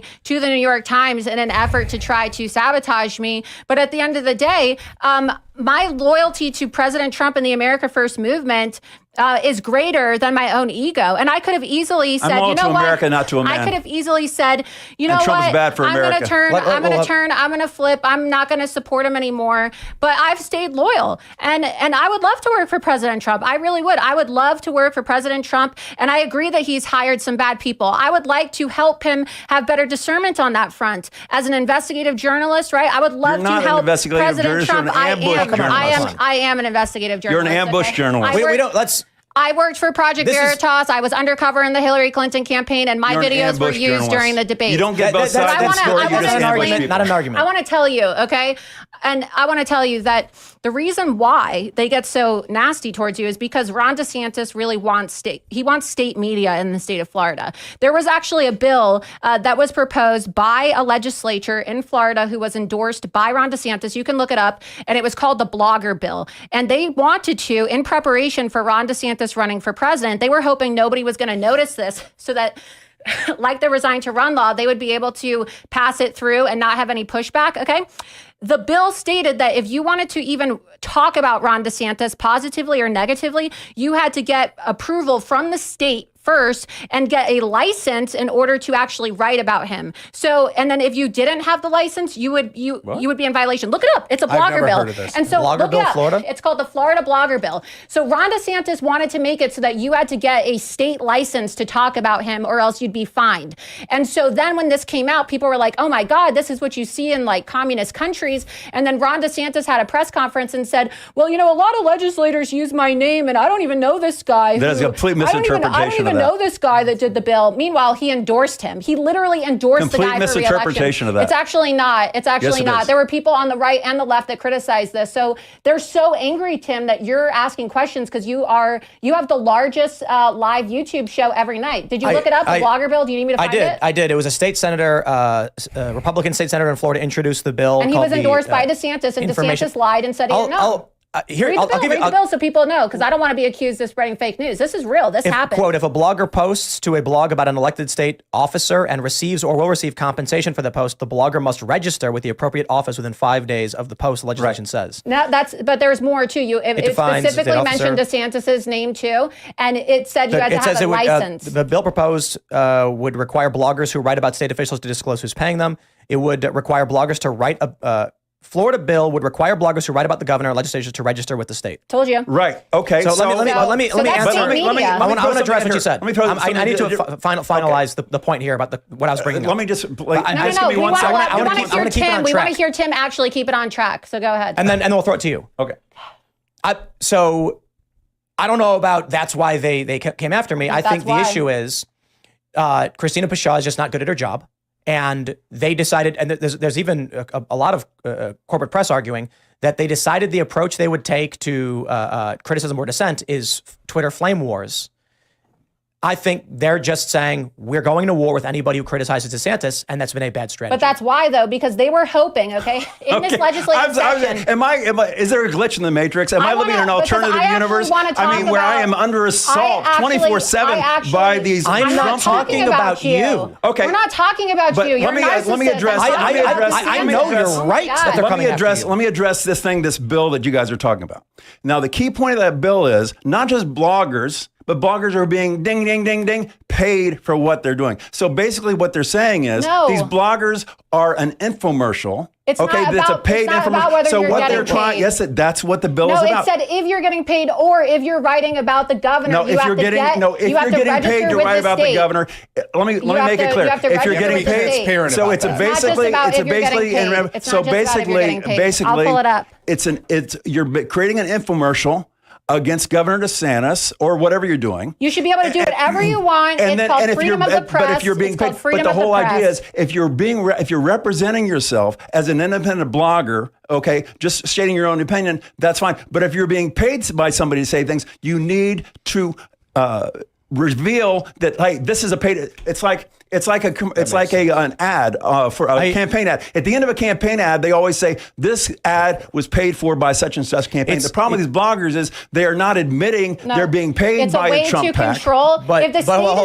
If Governor DeSantis is the governor, you're ignoring the point of the law. What can I say? She's ignoring the point of the law. Governor DeSantis, and we have an exception here, right? Because it's not every day that the person running for president happens to also be the governor of the state. He controls the Republican Party of Florida. As we've seen, he runs the Florida legislature like a mafia. He had his chief of staff, check this out, Tim, his chief of staff for his official gubernatorial office, James Uthmeyer, is now his campaign manager for his campaign, but he hasn't officially resigned his position as chief of staff. He's taking a leave of absence. You are not supposed to be mixing official taxpayer business with your official campaign. And so do you really honestly think that it's going to be fair in a presidential election year when Governor DeSantis is an absentee governor but is still in control of the state of Florida and he gets to appoint the people who are issuing these licenses? No, it's a way to control Wrong. You don't understand the law. I do understand. Just like you don't understand the Presidential Records Act. Let me add this. I do understand it. You don't. It's a violation of press freedom. And President Trump has never done anything like this because he can actually handle the media. I don't agree with the intent as you're describing it. No, I'm saying that it shows that they don't want dissent, and that's why. I will point out this bill is bad. It is. It says that a blogger who is compensated or will be must register with the state. Is compensated. So the issue is if I write a blog and then later on someone says, hey, we like the blog you do, can we hire you? Even though the blog's already written, I have to then register with the state. But the whole idea is if you know that you're writing this with the intent I get that. of getting paid. Okay. It's bad. It's a badly done executed. Okay. Let's talk about Iowa for a second. I want to ask, why is Trump on a suicide mission in Iowa? He has insulted Kim Reynolds 3 times now. Bob Vanderplaats, who is literally the evangelical kingmaker. No, he's not. He ran for governor 3 times and lost 3 times. He's the kingmaker. And he took a bribe of $50,000 from the Never Back Down PAC. The last 3 people that won Iowa were endorsed by Vanderplaats. The president of the Senate has endorsed DeSantis. The House Majority Leader has endorsed DeSantis. Dietz, who is a big Iowa guy, has endorsed DeSantis. So all of the leaders, and let's talk about endorsements for a second. How many of Trump's former press secretaries have endorsed Trump? How many of his former chiefs of staff have endorsed Trump? How many of his former cabinet members have endorsed Trump? If I was an executive recruiter for a long time, I did reference checks on people. If I had done a reference check on Trump based upon who he's worked with, I would have to. But let's go back to Iowa. Employer, don't hire this person because everybody that he worked with hates him. Let's go back to Iowa. And I want you to finish. Iowa. Yeah, what's the Iowa point? The thing is about Iowa, President Trump, according to polls out today, President Trump is up 26.1% in Iowa. He wants to say that Ron DeSantis is supported by Bob Vander Plaats. Yeah, of course he's supported by Bob Vander Plaats, because as I exclusively exposed in my investigative report, Bob Vander Plaats received a $50,000 wire transfer from the Never Back Down Super PAC, which is the official super PAC that is supporting Ron DeSantis. And Reuters actually confirmed my reporting in a report they published on August 12th, and President Trump commented on it yesterday, and he didn't disclose that. So remember when Bob Vander Plaats was like, oh, Donald Trump doesn't want to come to my forum where Tucker Carlson's going to host. He never disclosed publicly that just days before hosting that forum, Never Back Down paid him $50,000 so that he could support Ron DeSantis. And now, right, he's walking around with Ron DeSantis, taking him to church,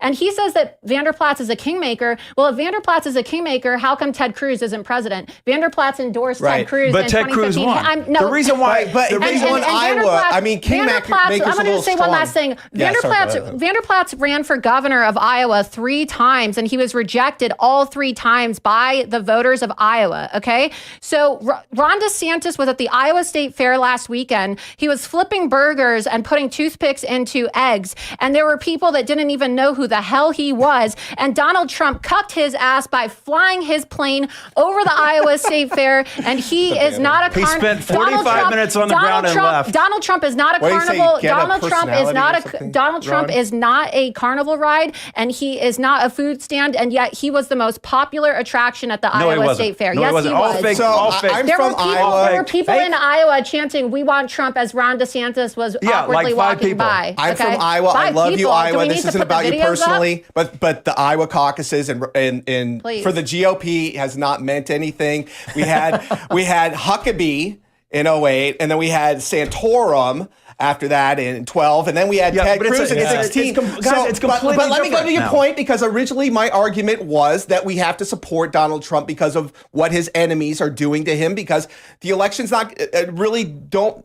Well, it's overstatement a little bit for the sake of argument to say they don't really matter if we let their attacks on Donald Trump stand, because look at what happened with Fani Willis, the DA, the original documents, and I know the judge hasn't signed off on it yet. They wanted to have the trial start on March 4th, the day before Super Tuesday. And Super Tuesday, if you go through, Donald Trump is going to, so it wasn't before the other primaries in February. It wasn't before Iowa. It wasn't before New Hampshire. It wasn't before South Carolina. Maybe Trump shouldn't have called her a racist. Maybe Trump shouldn't have called Fani Willis a racist. Maybe he shouldn't be taunting the prosecutors and the judges. Maybe he shouldn't be doing that. Not just that. That's what she wants. They want the trial. The problem is Trump has got no judgment. He does stupid things constantly and gets himself in trouble. On Monday, it's not his fault, though. They want the trial to start Monday, the day before Super Tuesday, for 2 reasons. They're going to put it in the news cycle, but more importantly, it hinders Trump from campaigning on the most important day. Yeah.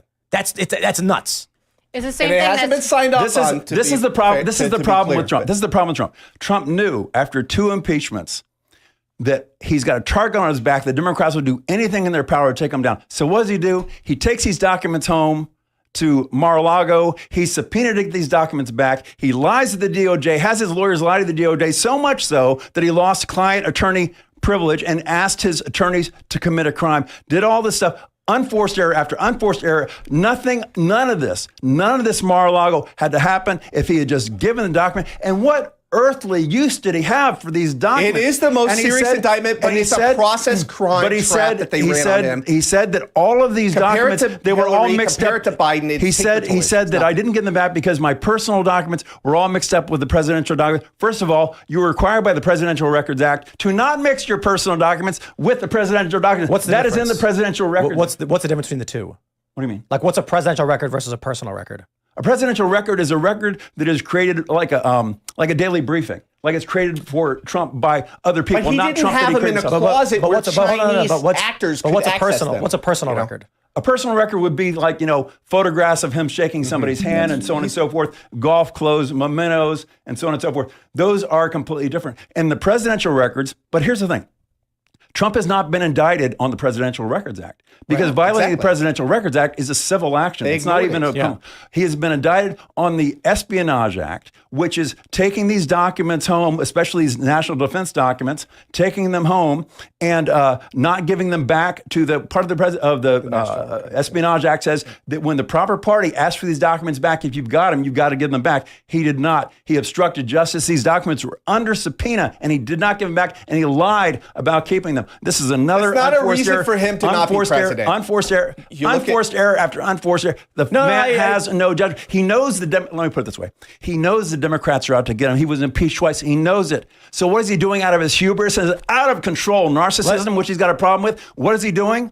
He's taking documents he has no earthly need for. He's thumbing his nose at the DOJ, thumbing his nose at the Democrats. Which DOJ? Begging them to assault his home and take these documents back. He's begging them to do that. It's absolute foolishness. January 6th, he knew there was a potential problem because he wanted National Guard there. Couldn't get him there. Once again, he knew there was no end game. He knew there was no way, talking to Pence 5 days earlier, he knew there was no way that Pence was going to send that back to the states. And yet he sent his people to the Capitol anyway. Now, were all of his people involved in the violence there? I don't know. I think it was mostly astroturf there by the Antifa and the BLMs and the FBI agents, stuff like that. But he put his people at risk. And this is what Donald Trump does.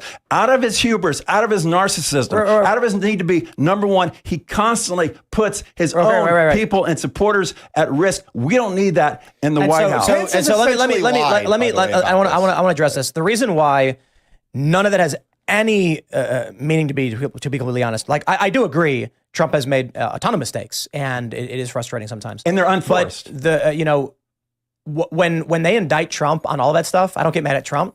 I get mad at them. In fact, it makes me 100 times more angry with DC, with the political elites, because Hillary Clinton destroyed a public server. She had her people smash phones with hammers. And Trump let her off the hook. And absolutely. And these things were under subpoena as well.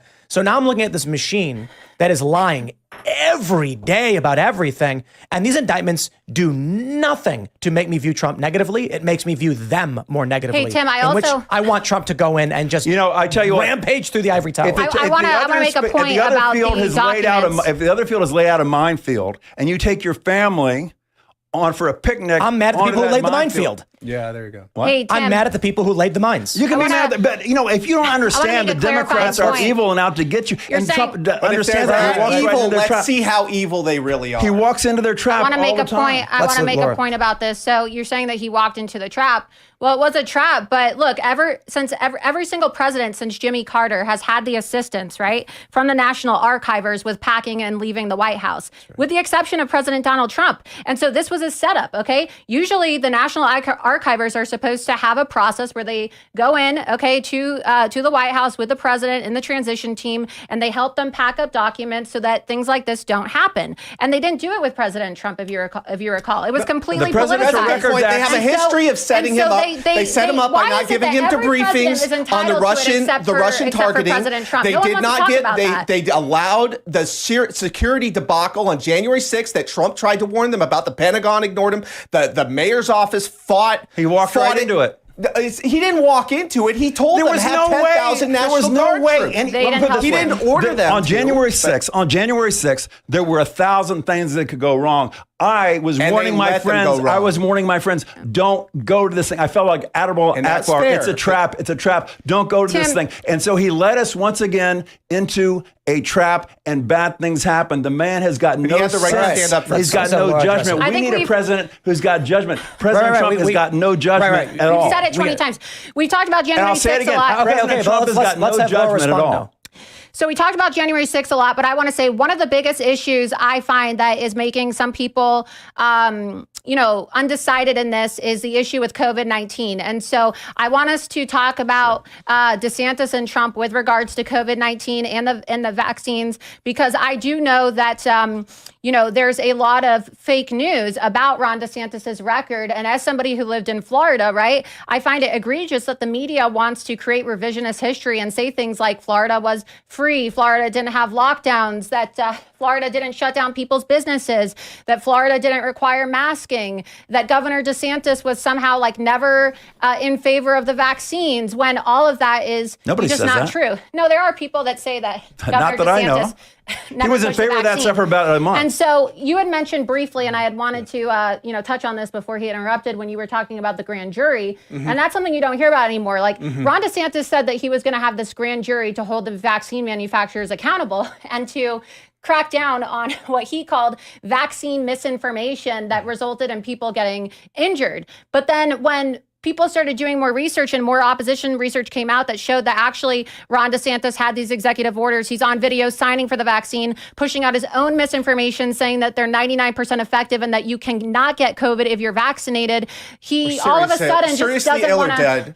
He would be convicted under his own grand jury. And so now you don't hear about this anymore. And I was just wondering, I sent you a video that I had posted on my Twitter, and I was wondering if we could play that because I really want people watching to see this because I'm tired of the lies about President Trump and the vaccine.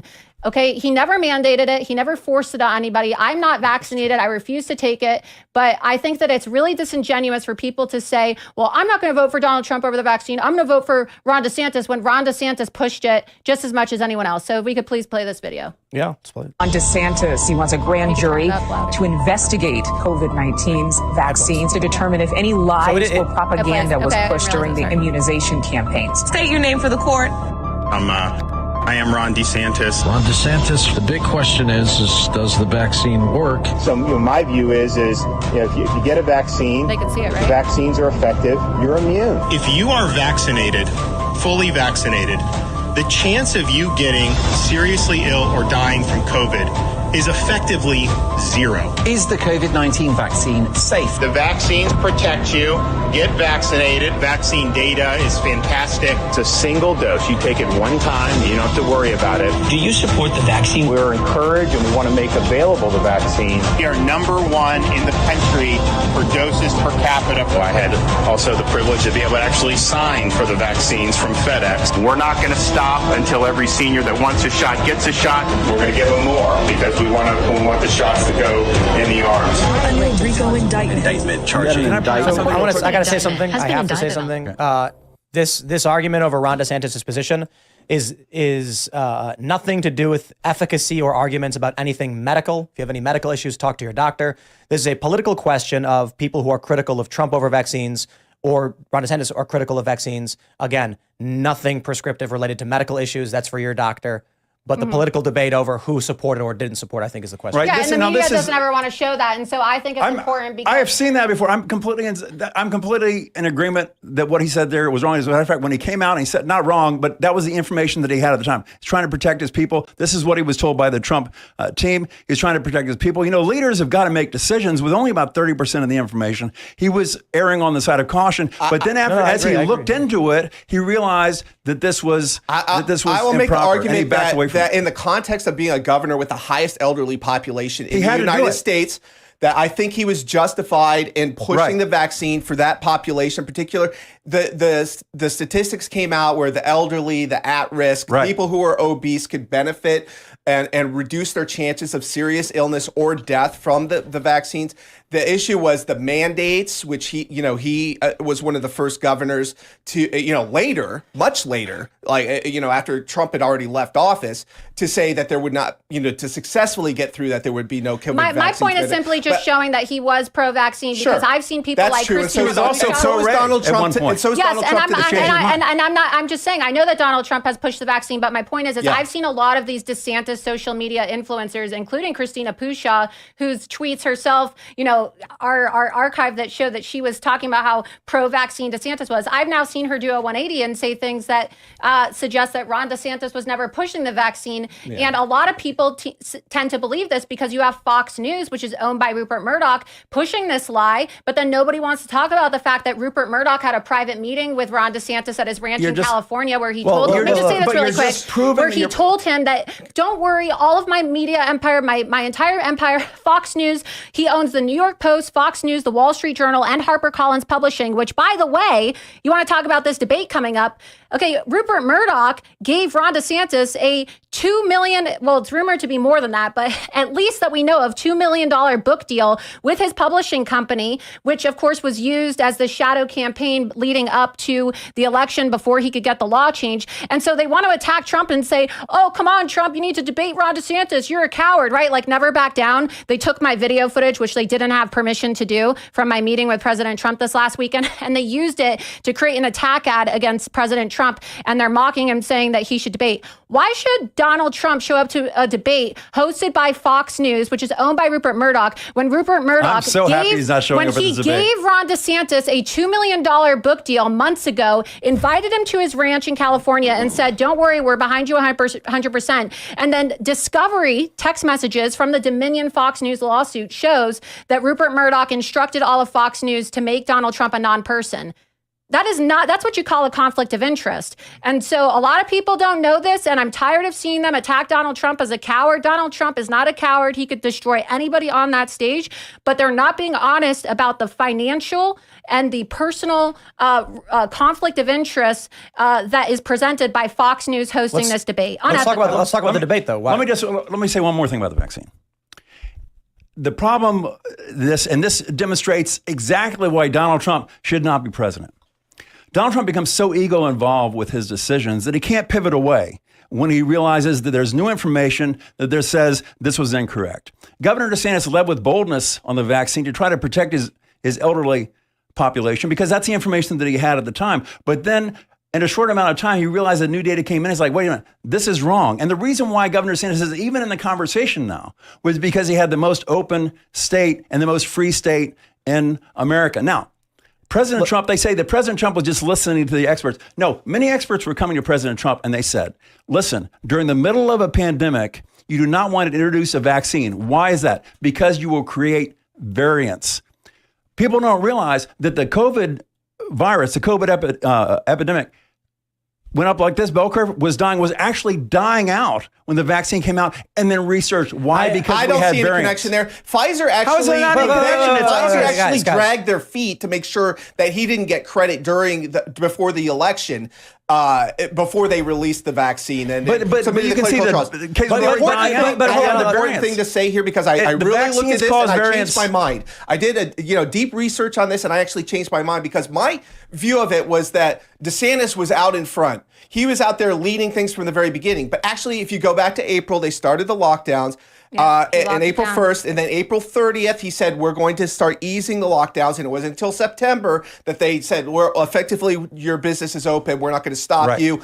So there were no lockdowns. Except there were lockdowns. So the point is in Miami, but that was in Palm Beach County, too. I had the executive order. He had a very different policy toolbox than Trump. And people sort of forget how much the media attacked Trump for not being more aggressive and taking control of the country, and they can accuse him of being like a fascist or a dictator. If anything, he was way too hands-off and letting Fauci. We got 2 minutes. Adding to what Kyle said, too, a lot of people tend to forget this. Donald Trump didn't control the COVID task force response at the White House. That was Mike Pence, who's running for president now. So if you're unhappy with the way that the COVID response was when President Trump was in the White House, go blame Mike Pence, because Mike Pence was in control. We have 2 minutes, Trump, but I want to talk about the debate. Okay, but it would have been difficult to get rid of Fauci. Right. Anyway, the big thing coming up is whether or not Trump will debate. It's seeming like he won't. He already confirmed last night on Truth Social he's not doing it. He's not going to do it. Awesome for us. Why is that awesome? Because Trump is giving DeSantis the center podium. Also, everybody's going to be attacking DeSantis. That means what? Ding, ding, ding. DeSantis gets more time to talk. DeSantis does very well when he's under assault because he's very smart. And as Megyn Kelly says, this guy is 10 deep on the issues. He understands the issues deep, deep, deep. And all these people coming after him, this is going to be a great debate for DeSantis. DeSantis is going to win Iowa. He needs to win Iowa. And why Iowa matters this time is because it will take off the whole idea that Trump is unbeatable, and all those 30-point leads and stuff were obviously fake. That's why it matters this time. Let's do. I guess because we're about to wrap. If you guys I gave my explanation, okay, as to why Donald Trump shouldn't attend this debate. If you were selected for jury duty, okay, and you ended up, one of the questions was like, do you have any conflicts, right? Or say one of the jurors was married or related to the judge, you wouldn't be able to serve on that jury. So why should Donald Trump show up to a debate hosted by Fox News when the owner and the CEO of Fox News in legal proceedings relating to the 2020 election, okay, their lawsuit that cost them nearly $800 million that they had to send Dominion, said, let's make Trump a non-person. That's Fox News. They're going to make Donald Trump a non-person during this debate. And he already said that Fox News is 100% behind DeSantis. So that's a conflict of interest. Maybe if there was another moderator from another media entity that didn't have financial ties in the millions of dollars for Ron DeSantis, which Rupert Murdoch has done through his publishing company, HarperCollins, as I've reported on extensively, then we could have a conversation about this. But these people are acting in bad faith by saying that, oh, Donald Trump's a coward. He's not a coward.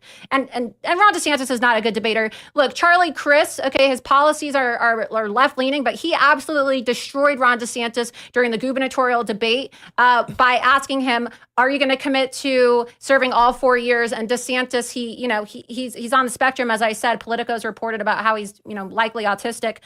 He tensed up. He has all these weird tics, and he's not going to do well on a debate stage. I think DeSantis is a good debater on contrary, but because I think he appeals to people who are not in the Trump camp. I think they want to see somebody who's statesmanlike, who is very quick on it, nimble on his feet in terms of policy and defending policies, getting into things. He's more reassuring for voters who are not likely to be responsive to Trump's activation, sort of media theatrics. So I think this is what really turns Trump supporters off of DeSantis. It's just that he has a different target demo than Trump supporters. So I don't necessarily agree with some of this where he tries to copy Trump, and I don't see any of that. But I think that this is good for him, essentially, that he gets to go after Ramaswamy, who's like his biggest threat. So I think that the memo that we saw, I think is generally right, but we're going to have to keep an eye on whether he actually defends Trump or not against Christie. I'm a little bit skeptical. Well, now we know that it's disingenuous. A little skeptical. We'll see. We now know that it's fake. We now know from the memo that it's not real, genuine. We'll have to see his actions, a defense of President Trump. It's pretend so that you can. But that's what his consultants said. So we're gonna start to wind it down, I suppose, and give you guys. I'll give each of you a chance to say one more thing and maybe shout something out, like if you want to shout out. We're having so much fun, though. I know. That's what I said. I was like, I like this. We're gonna get to noon. I want to go for another 2 hours. No, it's great.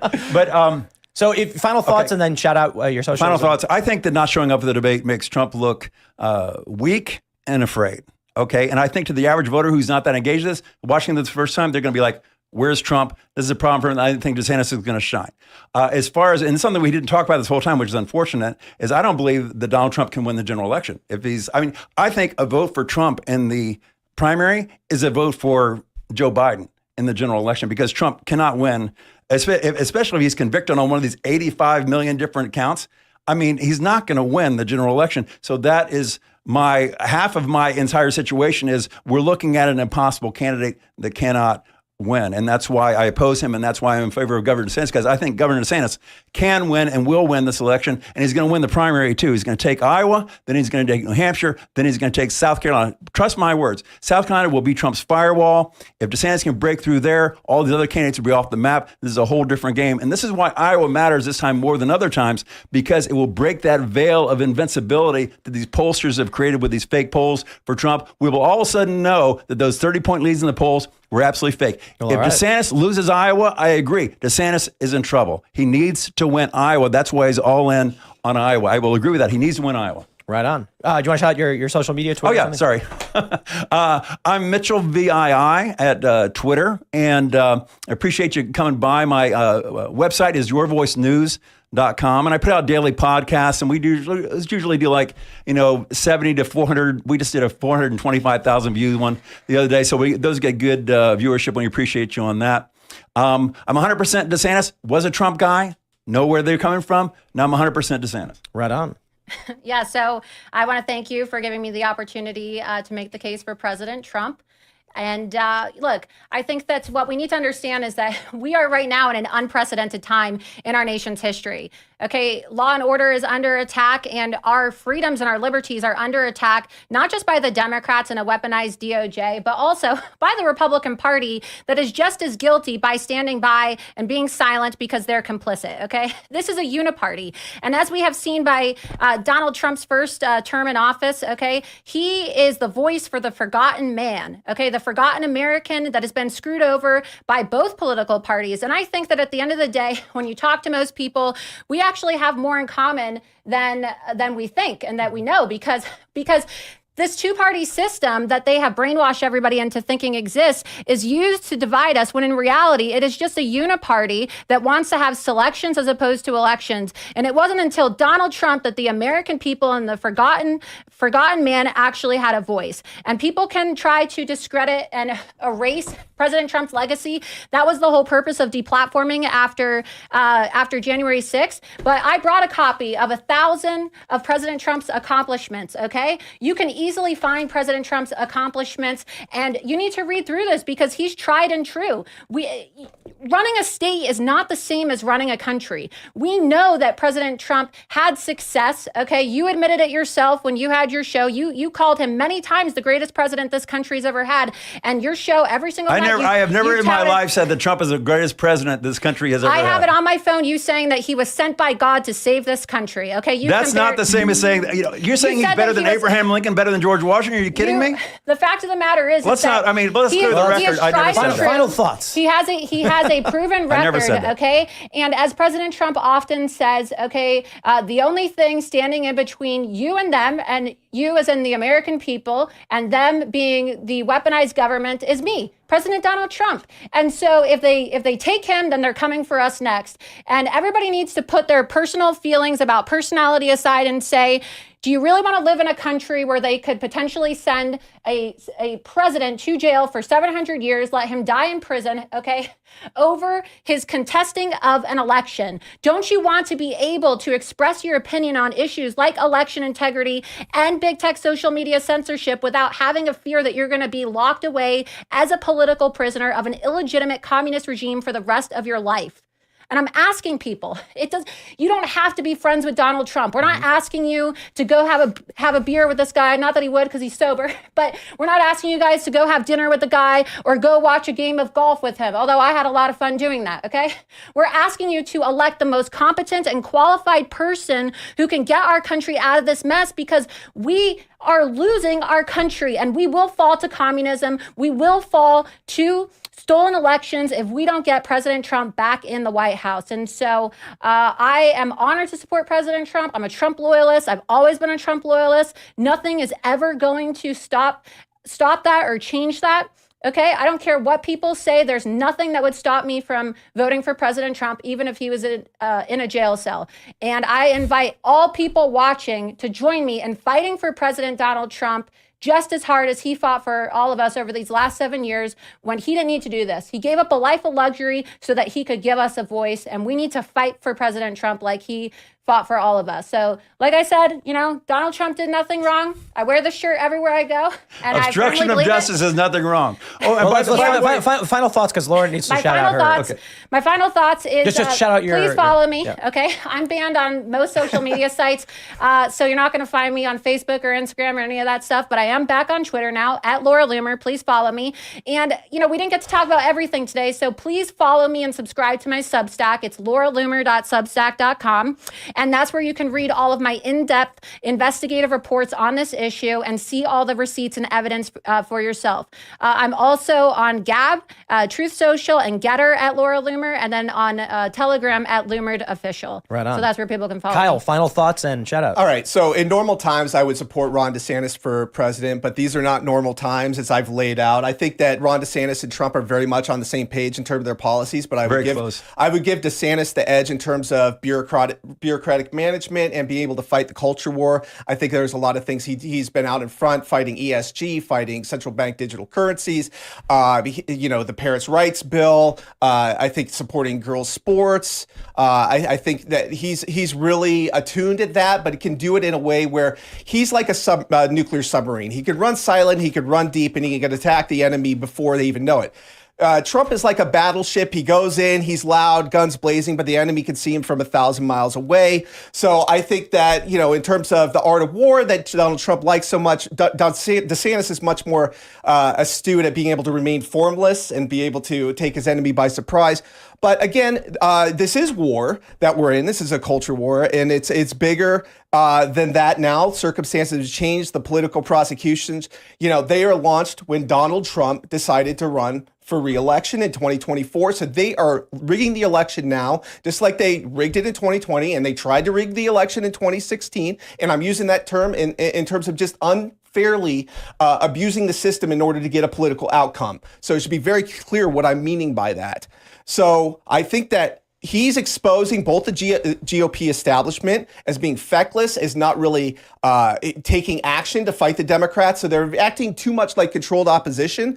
And if they change their behavior, I would be happy to see that, because Kevin McCarthy, we're tired of the statements. We're tired of you foot dragging. So they're a very passive, but blustery approach to protesting the deep state doesn't really matter to me. I care about policies and outcomes, and I think that right now they're hanging Donald Trump out to dry. And it may be right what you say, Bill, in terms of him, inviting conflict. But I think he's exposing the people who are conflicting against him and for being just malicious actors, deeply corrupt. And, I think when we get down to the race where it's Biden versus Trump, they have very similar polling numbers. Let's hope that Donald Trump can pivot and become the statesman that independent people like. But like I said, I don't think DeSantis has as much an advantage in swing states now to the electoral map issue that we're talking about as before. So let me just get to where you can find me. I'm at Kyle N.A. Becker on Twitter. Please check out my Relentless podcast that's coming up at the end of this month. I'm putting a lot of work into preparing that to do a really great show, make it very professionally produced. I used to work at Fox News and I was an associate producer and writer there. So, I have some experience, and, I hope to bring a rational voice and an independent voice into the media. And I appreciate Tim having me here to discuss with these very passionate and informed, advocates for their sides. I appreciate that as well. Thank you all for coming. This was very, very fun and entertaining. We'll see how things play out. I was hoping it'd be more dynamic. It was a little too chill for my taste. But. Yeah, it is what it is. But we got a lot of stuff coming up in the news. We'll see how it goes. And I thank forgot you for to coming. say, too, that I know a lot of people are talking about my shirt I saw online right now, asking where they can get it. You can get it on my website, Loomered, Loomered, right?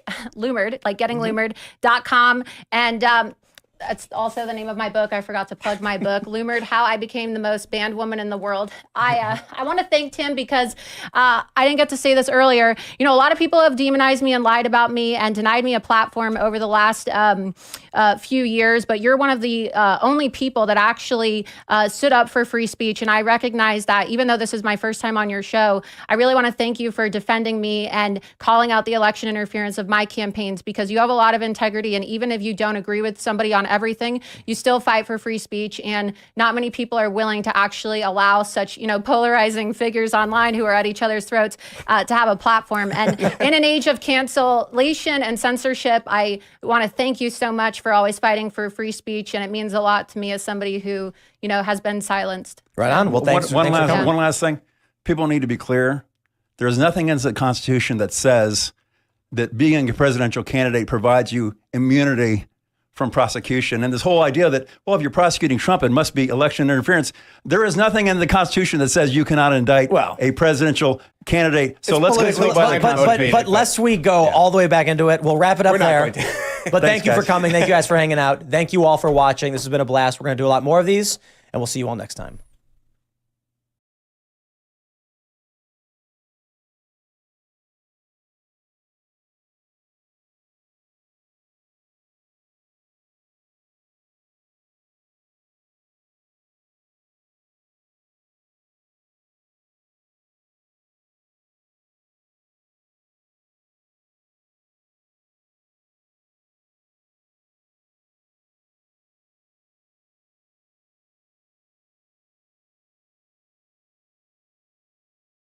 tweet, and I'm wondering if we can get moving on the process for having it removed ASAP in all caps. That third day, what did that tweet say? Tweet from Mr. Kennedy said this: Hank Aaron's tragic death is part of a wave of suspicious deaths among elderly closely following administration of the vaccine. He received the vaccine on January 5th to inspire other Black Americans to get the vaccine. Now, what's interesting about the email that the White House sent to Twitter is the subject line says, flagging Hank Aaron misinformation. Now, misinformation is when you don't have the facts right. You're saying things that aren't true. But when you look at Mr. Kennedy's tweet, there was nothing in there that was factually inaccurate.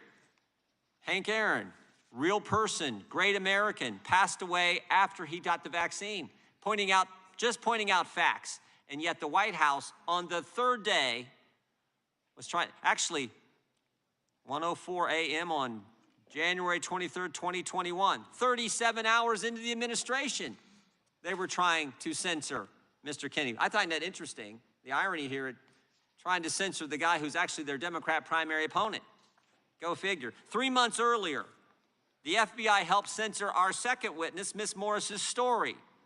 Her story in the New York Post about emails on the Hunter Biden laptop. And we know the FBI censored her because of work this committee has done to uncover what happened, and because of our third witness, Mr. Sauer, the lawsuit that he argued on behalf of Louisiana and Missouri in federal court, in a case that they got the amazing ruling from on July 4th, just 2 weeks ago. You go back to, in the course of that investigation, course of that lawsuit from Missouri and Louisiana, Yoel Roth, former head of site integrity at Twitter, in his sworn declarations, it's brought out in that lawsuit, in his sworn declaration in front of the Federal Elections Commission, he said this: during weekly meetings, federal law enforcement agencies communicated that they expected hack and leak operations before the 2020 presidential election, likely in October. These expectations were discussed throughout 2020. I also learned in these meetings that a hack and leak operation would involve Hunter Biden. Now think about it. Weekly meetings throughout 2020, hack and leak operation in October involving Hunter Biden. 5 key things they pointed out throughout that year. And guess what? It all happens. It happens just like they predicted. How did they know? How did they know it was going to happen like that? Because they had the laptop. They had the laptop for 10 months before Miss Morris's story on October 14th. Her story breaks that day. That same day, October 14th, 2020, Twitter meets with the FBI, specifically the Foreign Influence Task Force at the FBI. Later that same day, again, the day her story comes out, Facebook also meets with the FBI. The head of the Foreign Influence Task Force now is Laura Demlow, and this committee interviewed her just 3 days ago. And what an interesting interview that was. We asked her about these meetings. She stated in the first meeting, the FBI and Twitter, in that first meeting, she said someone from Twitter asked, is the laptop real? They asked the fundamental question. That story broke. It was big news. Twitter asked the FBI. They're right there in front of them. They've been prepping them for a year. They asked the FBI, is the laptop real? Ms. Demlow conveyed to the committee this week, an FBI agent answered, yes, it is. Another FBI agent, a lawyer, very quickly followed up with no further comment. So again, here's the scenario. The story breaks. Twitter's meeting with FBI later that same day. Someone from Twitter asked, is this story real? Is the laptop real? The FBI answers yes, and then quickly followed by, again, all this conveyed by Ms. Demlow, the FBI lawyer says no further comment. In the later meeting with Facebook, again that same day, the FBI was asked the same question, and this time, the FBI gets their story straight. Ms. Demlow is the only one who comments, and she says no comment. Obviously, by the second meeting, the FBI had coordinated, and she conveyed this in her deposition, that they had deliberated what they were going to respond when that question was asked. So think about this.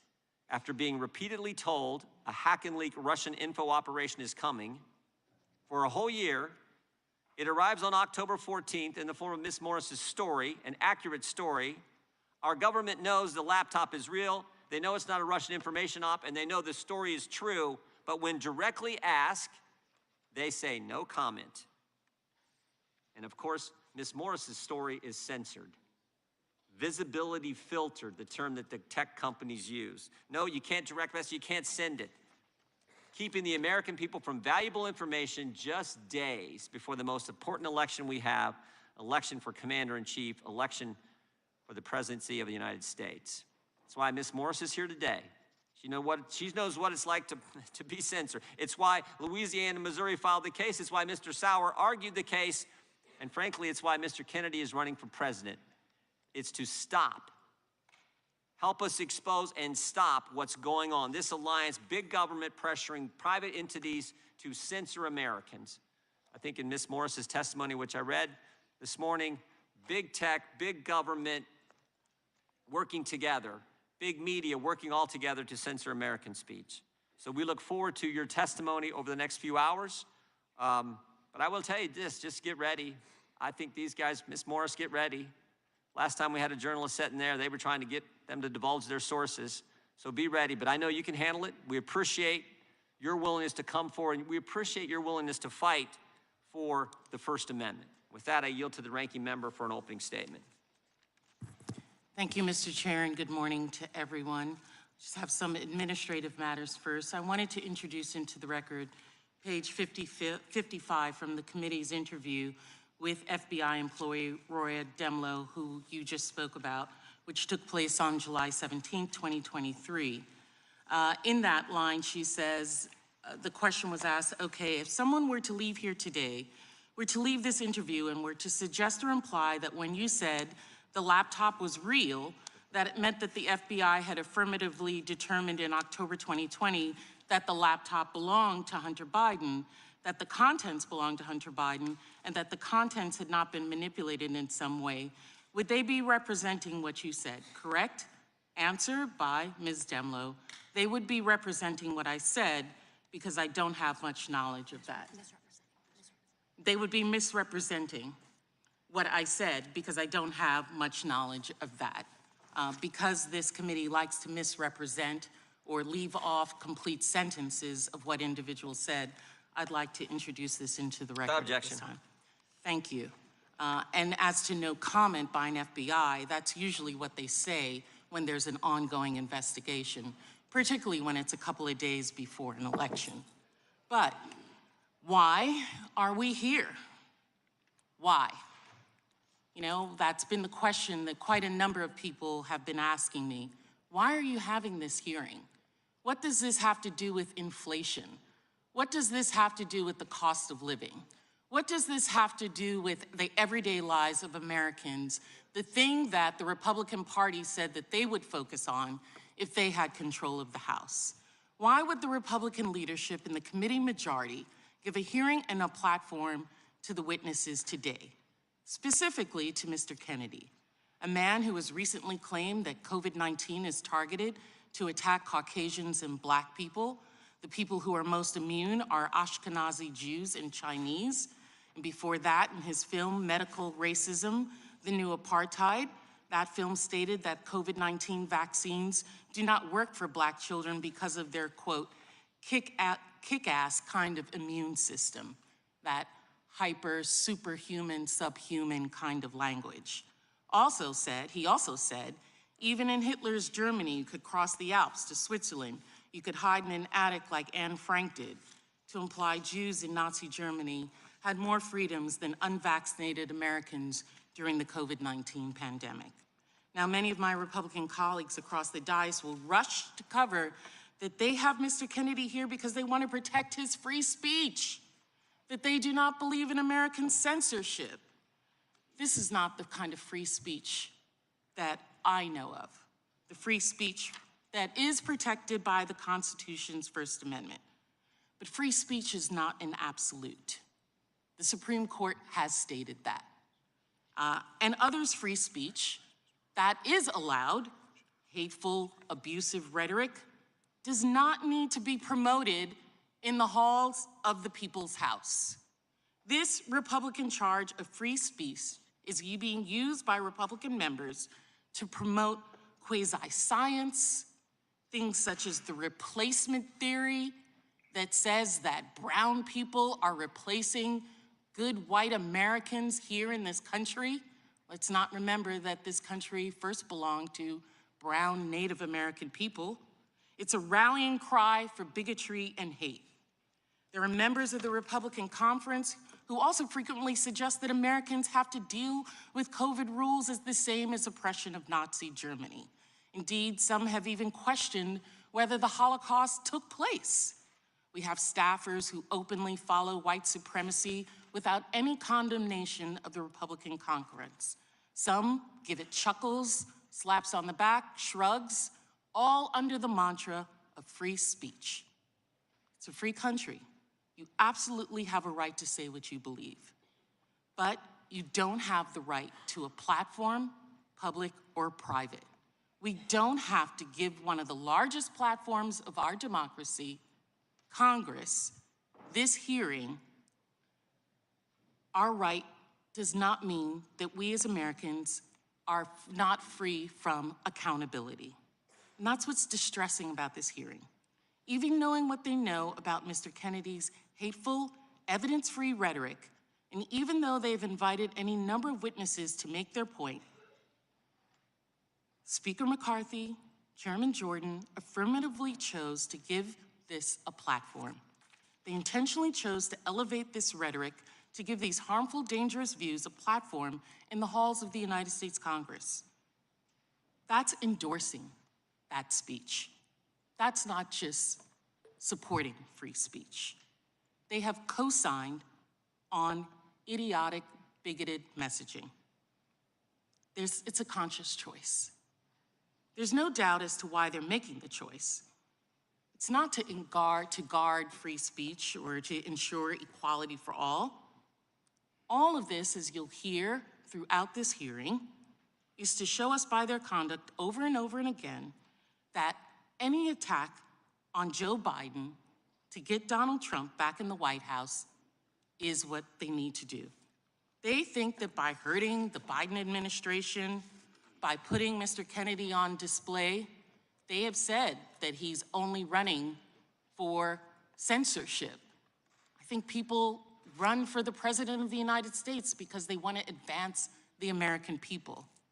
Over the last 8 months, the extreme MAGA majority has spent its time, not to mention tons of taxpayer money, something that they're always so cautious about, on baseless investigations that have gone nowhere, all in an effort to serve as a legislative arm of the Trump campaign and discredit any agency that dares to hold the president or those that work with him or who have the same ideals that he has accountable for those that are such as white supremacy, such as election deniers, such as inciters and those who engaged in the riots of January 6th. Truth be told, I have no idea whether the chairman actually believes any of the stuff. I don't. It's not a question I've asked him or one that's necessarily even important. But it's clear that one aim of his investigation is to bully tech and media companies into turning a blind eye to right-wing extremist conspiracies, from QAnon to the Great Replacement theory, as they spread across their platforms, even when those theories violate very basic terms of service about deliberate disinformation and promoting violence. Let's not even think about what happens in 2024 with Russian trolls, Iran, China trying to interfere in our elections. And the bullying extends far beyond tech companies. Witness after witness have testified to the treatment they received from Chairman Jordan and his team.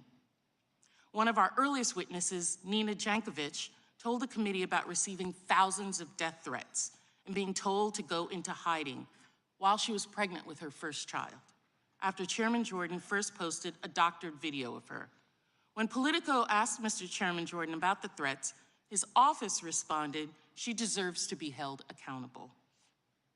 Anyone who doesn't agree with their point of view deserves whatever hatred and threats are thrown at them. Now, I'm across the hall from Mr. Jordan, and several months ago, I saw somebody who seemed to be threatening to his office, and the Capitol Police were moving them away. And I was grateful that they were doing that, because I don't want anyone to harm him or his staff for their rhetoric, for the things that they say. That's inappropriate. That's unconscionable. Another witness, this one a current member of federal law enforcement who spent years protecting Americans from harm, described receiving threatening mail not just to her work office, but to her home address.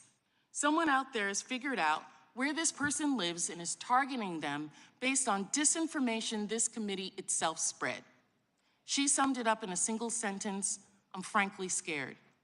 And why does the chairman send this movement to intimidate witnesses?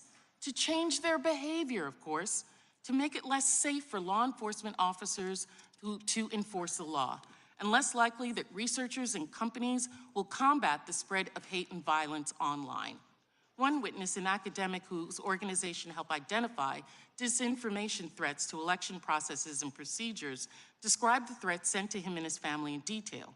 When the Republican staff asked him if he would consider performing the same research for 2024 elections, he said, quote, "Since this investigation has cost the university now approaching 7 figures in legal fees, it's been pretty successful, I think, in discouraging us from making it worthwhile for us to do a study for 2024.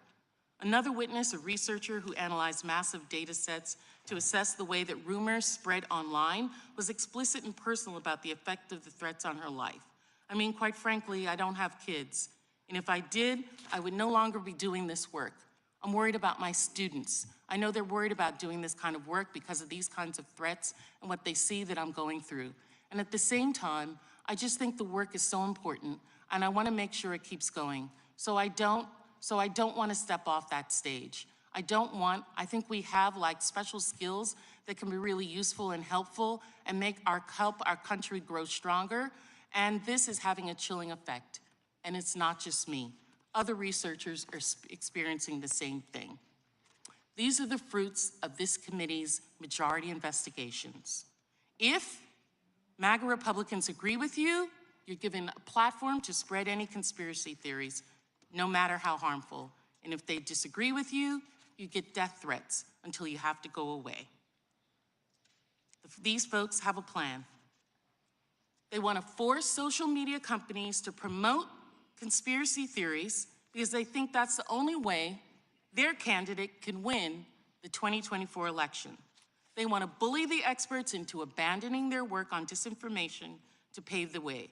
They want to give expression to the most vile sorts of speech here in this committee room because it prepares the ground for their own conspiracy theories and pseudoscience.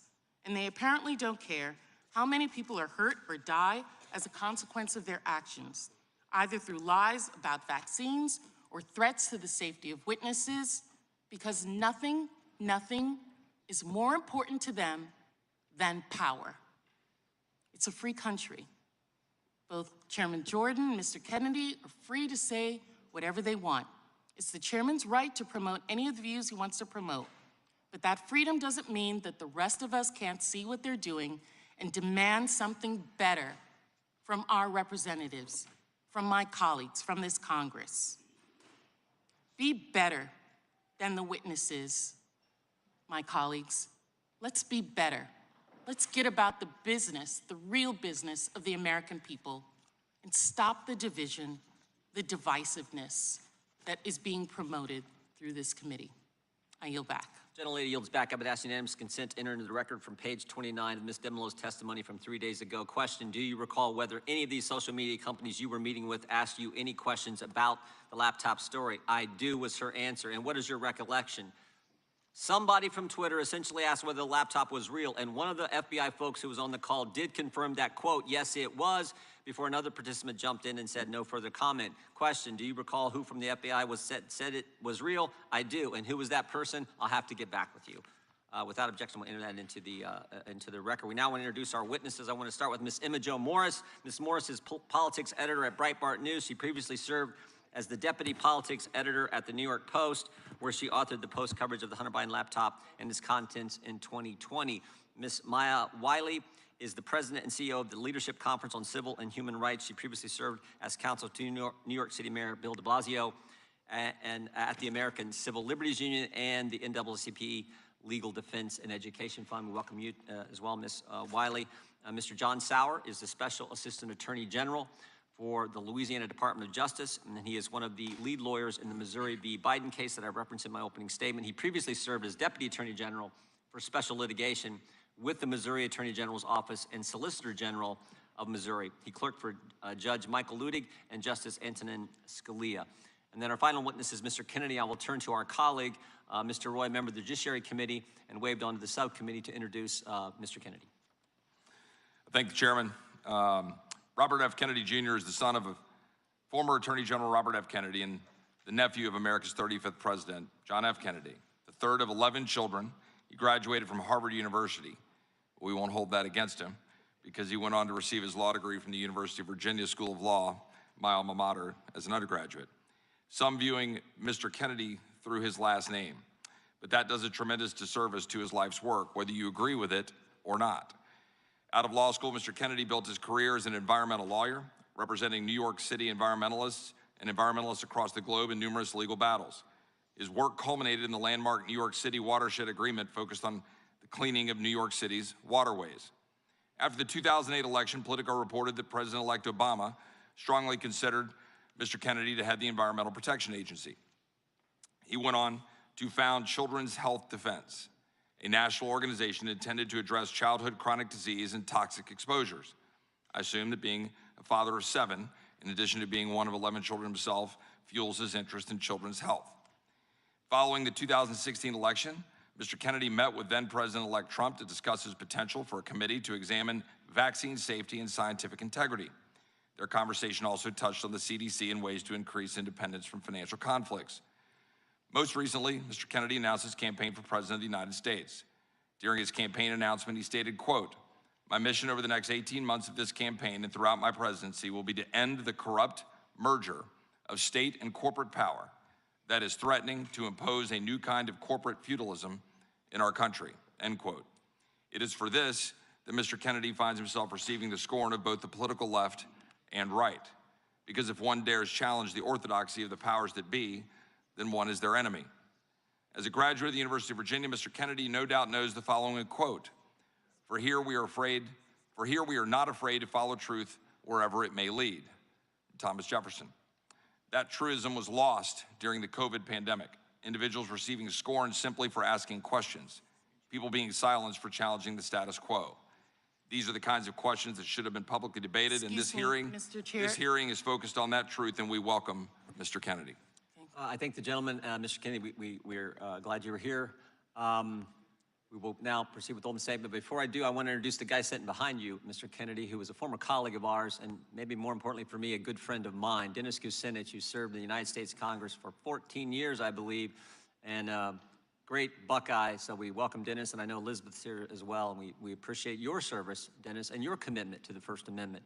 We'll now go with opening testimony. Mr. Kennedy, you are recognized for your opening statement.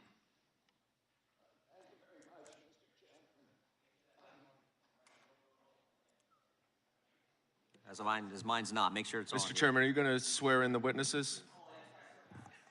If you'll please stand and raise your right hand. Do you swear or affirm under penalty of perjury that the testimony you're about to give is true and correct to the best of your knowledge, information and belief, so help you God? Let the record reflect that the witness answered in the affirmative. Thank you. You may be seated. Mr. Kennedy, you are now recognized for your opening statement, and then we'll go right down the line.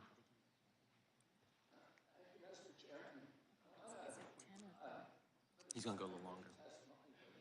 Excuse me, point of order. I know that witnesses usually have 5 minutes. I see 10 minutes on the board. Is it going to be 10 minutes? We'll give him 5 minutes, but we're pretty lax with this. We'll let him go for a little. Yeah. I've seen you gavel down on quite a number of witnesses. We've given senators and former Democrat members of Congress and all kinds of folks. He's neither. I'm just saying in past history. Okay. Let's watch the time for all the witnesses. And if you want to cut him off and censor him some more, you're welcome to do it. Oh, that's not my job. That's your job. Why don't you threaten a witness so that they can not want to be a witness? Mr. Kennedy is recognized for his opening statement. We'll give him 5 minutes, more or less, and then we'll move to the next one. Mr. Kennedy, go right ahead. Thank you, Mr. Chairman. Mr. Chairman, maybe we could put 5 minutes on the clock then, not 10. Could we put 5 on the clock and we'll start it running?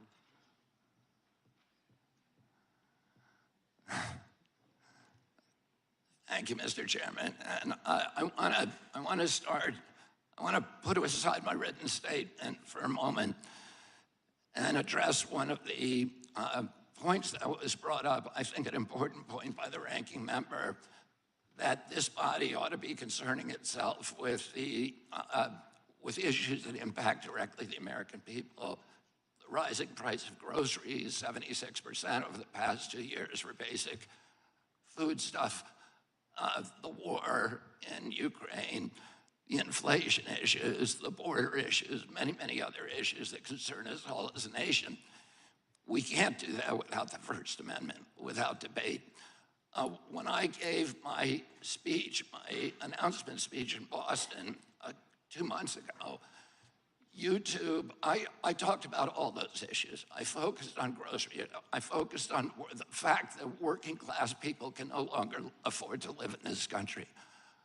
I talked about inflation, all the issues that deeply concern you, and that you've devoted your career to alleviating those issues.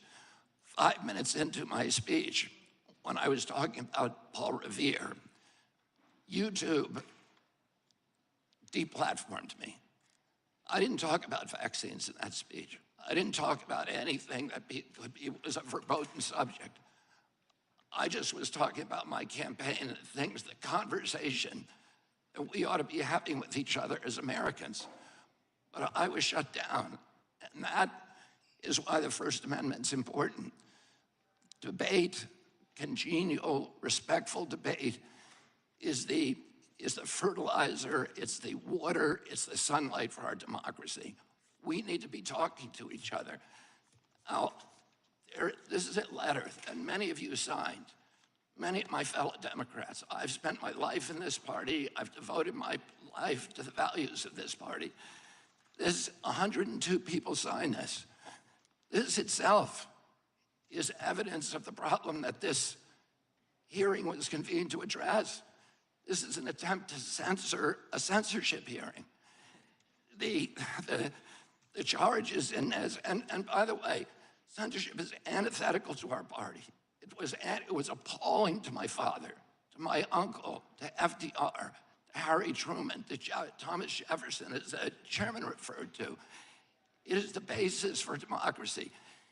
It sets us apart from all of the previous forms of government.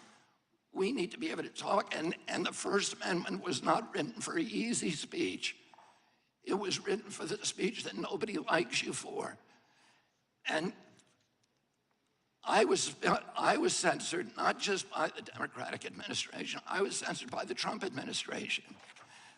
I was the first person censored by as the chairman pointed out, by the Biden administration 2 days after it came into office. It ordered a truthful, and by the way, they had to invent a new word called malinformation to censor people like me. There was no misinformation on my Instagram account. Everything I put on that account was cited and sourced to peer-reviewed publications or government databases. Nobody has ever pointed to a single piece of misinformation that I publish. I was removed for something they called malinformation. Malinformation is information that is true, but is inconvenient to the government, that they don't want people to hear. And that's antithetical to the values of our country.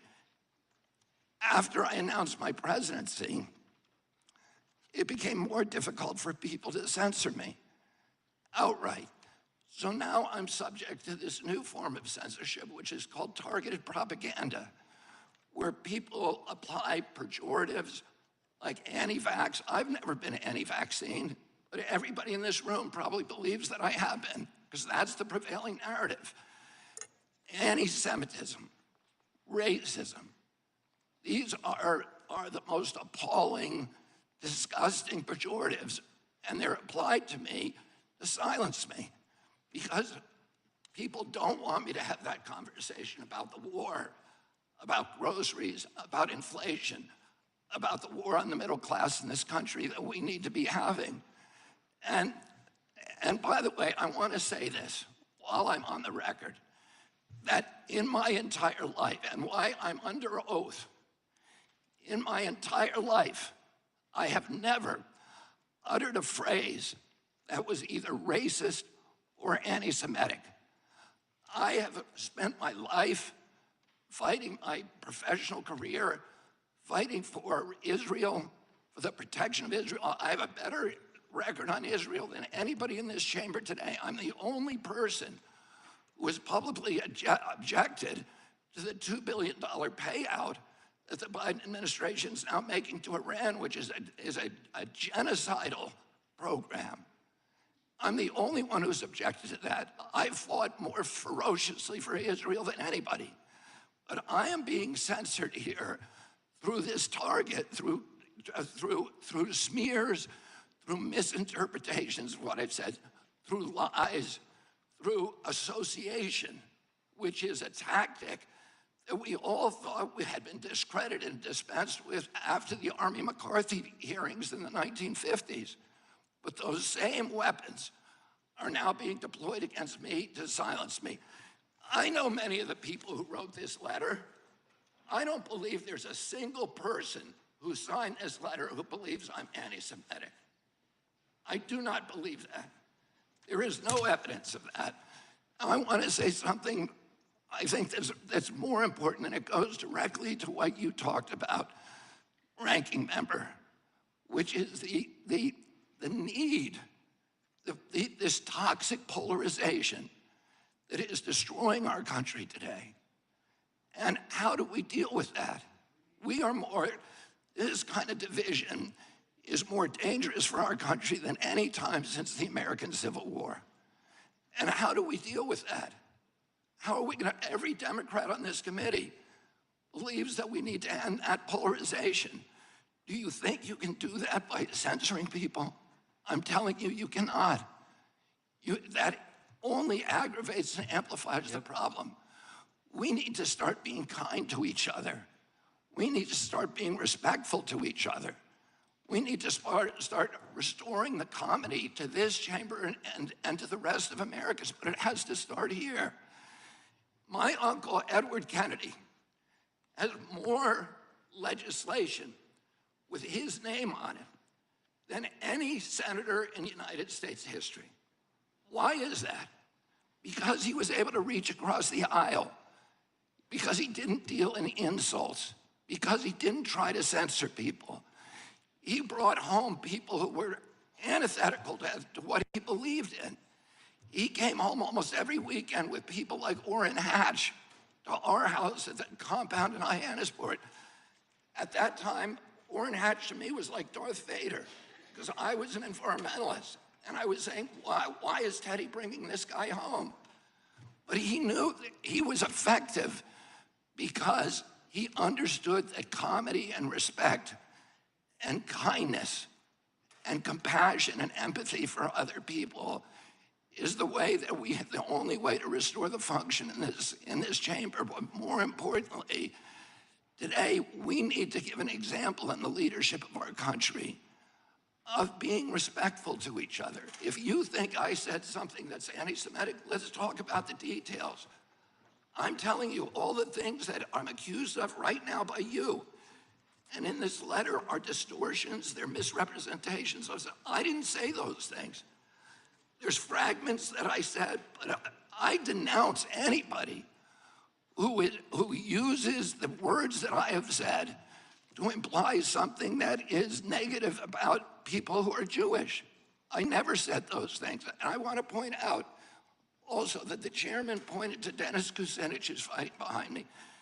There is no two people in the country who feel more differently about American politics than these two people. And yet they were friends. Dennis attended his children's basketball games, attended his daughter's wedding. This is what we need, how we need to start treating each other in this country. We have to stop trying to destroy each other, to marginalize, to vilify, to gaslight each other. We have to find that place inside of ourselves of light, of empathy, of compassion, and above all, We need to elevate the Constitution of the United States, which was written for hard times. And that has to be the premier compass for all of our activities. Thank you very much. Thank you. Mr. Chairman, I'd like to raise a point of order. Gentlelady can state her point of order. Point of order pursuant to House Rule 11, Clause 2, which Mr. Kennedy is violative of. I move that we move into executive session because Mr. Kennedy has repeatedly made despicable anti-Semitic and anti-Asian comments as recently as last week. Rule 11, Clause 2 says, whenever it is asserted by a member of the committee that the evidence or testimony at a hearing may tend to defame, degrade, or incriminate any person, or it is asserted by a witness that the evidence or testimony that the witness would give at a hearing may tend to defame, degrade, or incriminate the witness, and it goes on. Mr. Kennedy, among many other things, has said, I know a lot now about bioweapons. We put out hundreds of millions of dollars into ethnically targeted microbes. The Chinese have done the same thing. In fact, COVID-19, there is an argument that it is ethnically targeted. COVID-19 attacks certain races disproportionately. The races that are most immune to COVID-19 are... Gentlelady making a motion or a speech? I've made a motion to move into executive session because Mr. Kennedy's testimony... Mr. Chairman, I and move his to table the previous motion. statements- The gentleman from Kentucky has moved to table. Mr. Chairman, I ask for a roll call vote on the motion to table. Well, let me ask the question. The question is on the motion to table. The gentlelady has asked for a roll call vote. The clerk will have to step back for a second. The clerk will have to come in. We'll call the roll on the motion to table, and then we can get back to testimony. I think the witnesses can sit in the chairs sitting behind. I'll leave that up to the clerks. If the clerks are comfortable with that, why don't we do that? Maybe we can go right down here. Mr. Chairman, point of order. Gentleman from Louisiana. Is it the custom of this committee to censor viewpoints that we disagree with from witnesses? Mr. Chairman, I have a motion on the table. There's a motion and the vote's been Move called. into executive session. We're waiting for the clerks. Is violative of Rule 11, Clause 2. Waiting for the clerks. Clerk will call the roll. Mr. Jordan. Yes. Mr. Jordan votes yes. Mr. Issa. Mr. Massey. Yes, to not censor. Mr. Massey votes yes. Mr. Stewart. Yes. Mr. Stewart votes yes. Ms. Stefanik. Yes. Ms. Stefanik votes yes. Mr. Gates. Mr. Johnson of Louisiana. Yes. Mr. Johnson of Louisiana votes yes. Mr. Armstrong. Yes. Mr. Armstrong votes yes. Mr. Stubbe. Mr. Bishop. Yes. Mr. Bishop votes yes. Ms. Kamak. Yes. Ms. Kamak votes yes. Ms. Hageman. Ms. Hageman votes yes. Ms. Pasquette. No, I want to follow the rules that the Republicans made at the beginning of this conference with these House rules, so no. Ms. Pasquette votes no. Mr. Lynch. No. Mr. Lynch votes no. Ms. Sanchez. No, because it's violative of the rules. Ms. Sanchez votes no. Ms. Wasserman Schultz. No to allowing a witness to degrade and This is defame not speech others time. and violate the rules and not have his testimony and degradation amplified Mr. Chair. rather than given in executive session. Ms. Wasserman Schultz votes no. Mr. Connolly. No to the Soviet Politburo. Mr. Connolly votes no. Mr. Garamendi. No. Mr. Garamendi votes no. Mr. Allred. Ms. Garcia. No. Ms. Garcia votes no. Mr. Goldman. No to hate speech. Mr. Goldman votes no.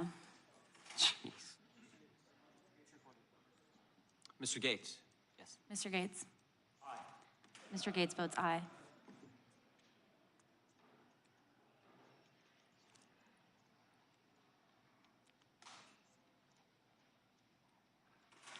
Clerk will report.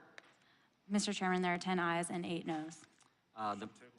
The motion to table is agreed to. We will now move to our second witness. Ms. Morris, you are recognized for 5 minutes.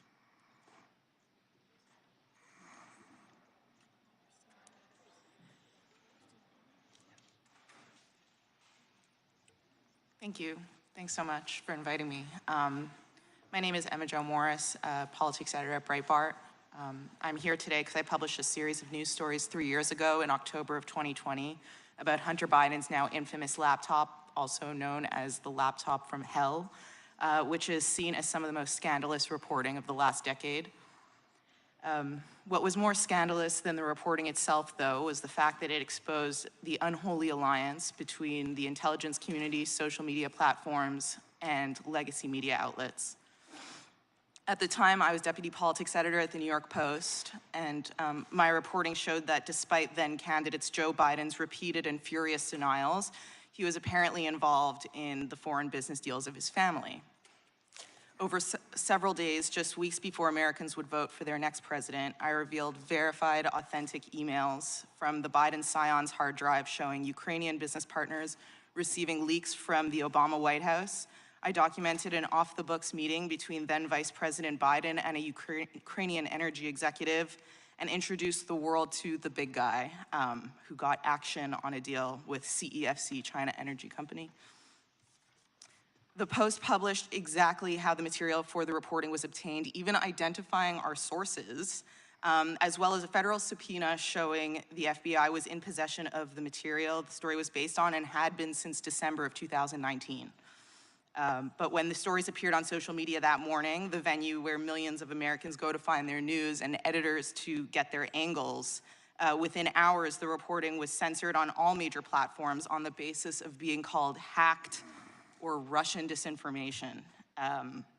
Twitter refused to allow users to share the link to the stories, banned the links from being shared in private messages, a policy, by the way, that's used to clamp down on child porn, and locked the Post out of its verified account. Facebook said it would curb distribution and reach of the links on its platform. However, the stories were not based on hacked materials, nor were they Russian disinformation, and despite those claims appearing to come out of thin air at the time, we would eventually learn that they actually didn't come out of thin air at all. On October 19th, 5 days after the Post began publishing, Politico ran a story headlined, "Hunter Biden's story is Russian disinfo, dozens of former intel officials say." God, I can't even say that with a straight face, you know? Politico printed a letter completely uncritically from veteran members of the US intelligence community, falsely claiming that the Post expose has, quote, all the classic earmarks of a Russian information operation. My God. Most notable among the signatories of that letter were Jim Clapper from former DNI, Michael Hayden, former CIA, John Brennan, former CIA, despite having such damaged credibility following their participation in the Russia collusion conspiracy theory.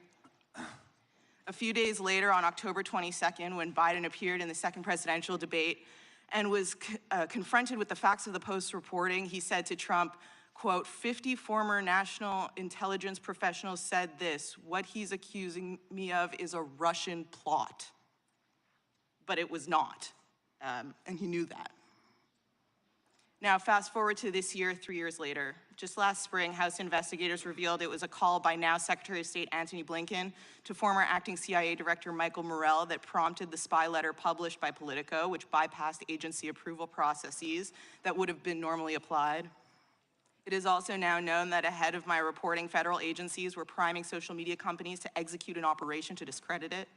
According to internal documents released by Elon Musk upon his acquisition of Twitter, the FBI and other intelligence community members essentially directed the platform's censorship operation, in part externally by working with top management, and in part internally by social media companies hiring eye-popping numbers of agency alumni. Journalist Michael Schallenberger reported, based on documents he obtained from Musk, that during all of 2020, the FBI and other law enforcement agencies repeatedly primed Twitter executives to dismiss reports of Hunter Biden's laptop as a Russian hack and leak operation. Feds arranged for top secret security clearances to be granted to Twitter management and even had encrypted messaging networks set up, which they dubbed a virtual war room. To this day, hundreds of people from the intelligence community work at social media companies. Over the last few years, my reporting has been confirmed by virtually every mainstream news outlet, from the Washington Post to the New York Times to Politico, when the stakes were nothing, by the way, 2 years later. No one denies that the laptop is real, that the origin story is exactly what I told you it was in the first place. This elaborate censorship conspiracy wasn't because the information being reported on was false. It was because it was true, and it was a threat to the power centers in this country. What this relationship between the US government officials and American corporations represent is an unprecedented push to undermine the First Amendment, the right to think, write, read, say whatever we want. And how we respond will determine whether we see a free press as inalienable or as optional. Thanks. Thank you, Ms. Morris. Mr. Sauer, you're recognized for 5 minutes. Thank you, Mr. Chairman and members of the subcommittee. On July 4th, 2023, Independence Day, Judge Terry A. Doty of the U.S. District Court for the Western District of Louisiana entered a historic injunction against the White House and other federal officials. This injunction prevents them from, quote, urging, encouraging, pressuring, or inducing in any manner the removal, deletion, suppression, or reduction of content containing protected free speech posted on social media platforms. Judge Doty's opinion contains 82 pages of detailed factual findings, supported by 577 citations of the evidence, which is drawn from roughly 20,000 pages of the federal government's own emails and communications with social media platforms and 6 full-length depositions. In its recently filed stay motions, the government has hardly bothered to dispute any of these factual findings. The Court of Appeals has entered a, quote, temporary administrative stay of this injunction and granted expedited briefing and argument on August 10th. Contrary to some recent suggestions, a temporary administrative stay is, quote, routine practice in the Fifth Circuit. That's a direct quote from the recent decision in N. Ray Abbott, and it does not reflect any judgment of the merits. Today, I want to offer 7 observations drawn from the Louisiana opinion. First, the Louisiana court found, based on overwhelming evidence, that federal officials are the cause of the censorship of the viewpoints they disfavor. The government likes to claim that social media platforms acting on their own would apply their policies and censor all this content anyway. This is demonstrably incorrect. Again and again, the Louisiana court found that the platforms would not have suppressed this speech, but for the fact that the federal officials were pushing for it. The deplatforming of Alex Berenson, the throttling of Tucker Carlson's content, the silencing of the so-called disinformation dozen, which includes Mr. Kennedy, the suppression of much of the so-called borderline, which is, quote, often true content on Facebook's platforms, the censorship of the Hunter Biden laptop story, and much more. All these were suppressed because of the efforts of federal officials. Second, the scope and reach of federal censorship is staggering. As the Louisiana court repeatedly found, it affects, quotes, millions of social media posts and speakers all across America. It affects virtually every American who reads, listens, engages, or posts on social media about great disputed political and social questions that federal censors have stuck their fingers into. Third, federal censorship is ongoing and it shows no signs of relenting. Federal officials' censorship efforts are in full swing and they're expanding to new frontiers. Left unchecked, federal censorship will reach virtually any disputed social and political question over which federal officials want to impose their power. Fourth, the Louisiana opinion shows that federal officials are most eager, most focused on silencing truthful speech and to muzzle the most influential critics of the administration and its policies.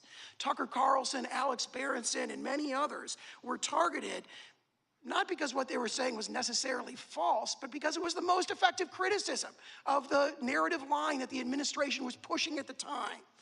Censorship is not about truth. It is about power, preserving and expanding the power of the censors and the political narratives they prefer. Fifth, federal officials are deeply intertwined with what other witnesses have called the censorship industrial complex. The Louisiana court made very detailed findings about the close connections between many federal officials and that mass surveillance and mass censorship enterprise that calls itself the Election Integrity Partnership and the Virality Project. Not just CISA officials, but White House, State Department, and Surgeon General officials have deep ties to that enterprise. As the Louisiana court found, CISA and the EIP were completely intertwined. Sixth, federal officials don't just dictate the outcomes of specific content moderation decisions. They also directly induce changes to the content moderation policies policies of major social media platforms to ban disfavored viewpoints in advance. And seventh, the federal censorship enterprise has succeeded in transforming online discourse by rendering entire viewpoints virtually unspeakable on social media, which is the modern public square. This ongoing distortion of the most fundamental American freedom, the right to free speech, is intolerable under the First Amendment. Thank you. Thank you, Mr. Sauer. Ms. Wiley, you're recognized.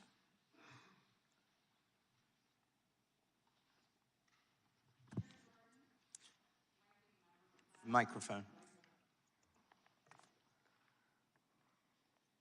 I'm usually quite loud, but thank you for pointing that out. Chair Jordan, Ranking Member Plaskett, members of the subcommittee, I want to thank you for having me here today. I have introduced written testimony, and I did have a summary of my oral testimony, and I am going to depart from it after listening to the openings and these proceedings.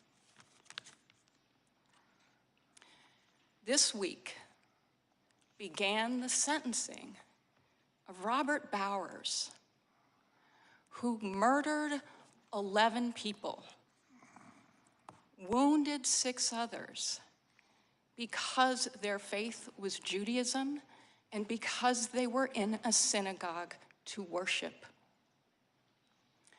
Robert Bowers expressed on social media for a very long time deeply anti-Semitic, hateful statements. He did it and used Gab, which is a platform that was deplatformed by Twitter because of its constant space it provided to hate that has actually become embodied in the most violent anti-Semitic act we know to have happened on our shores in the history of this country.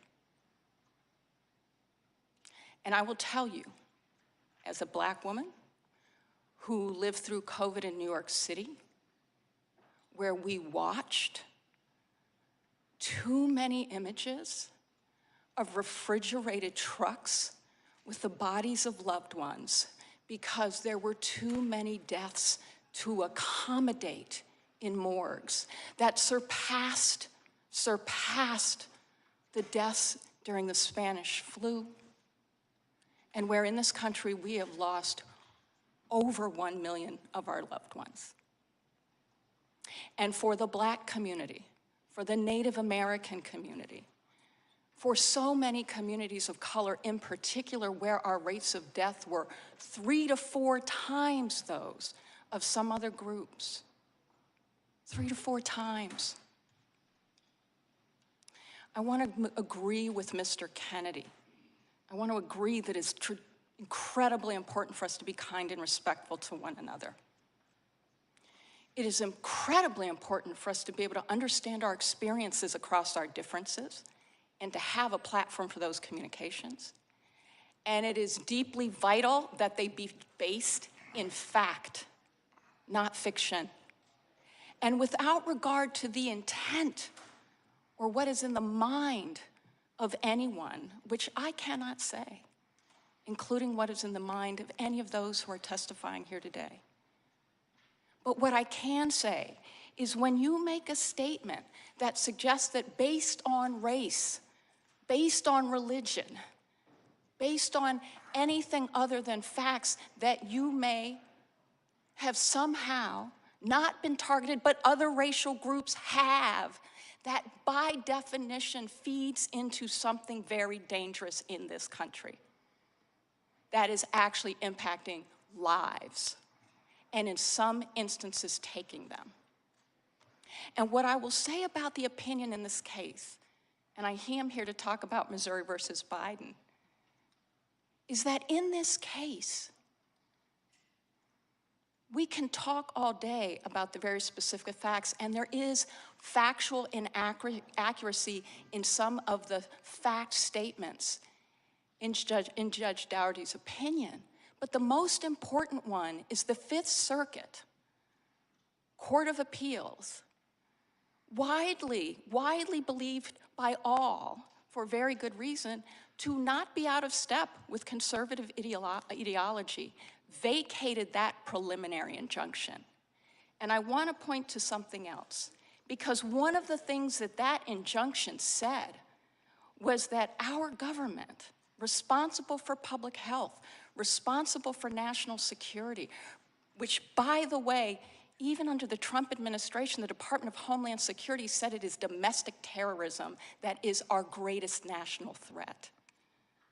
That even that, it had in the injunction a statement that the federal government could not collaborate or partner or jointly work with institutes, researchers, including the Stanford Internet Observatory,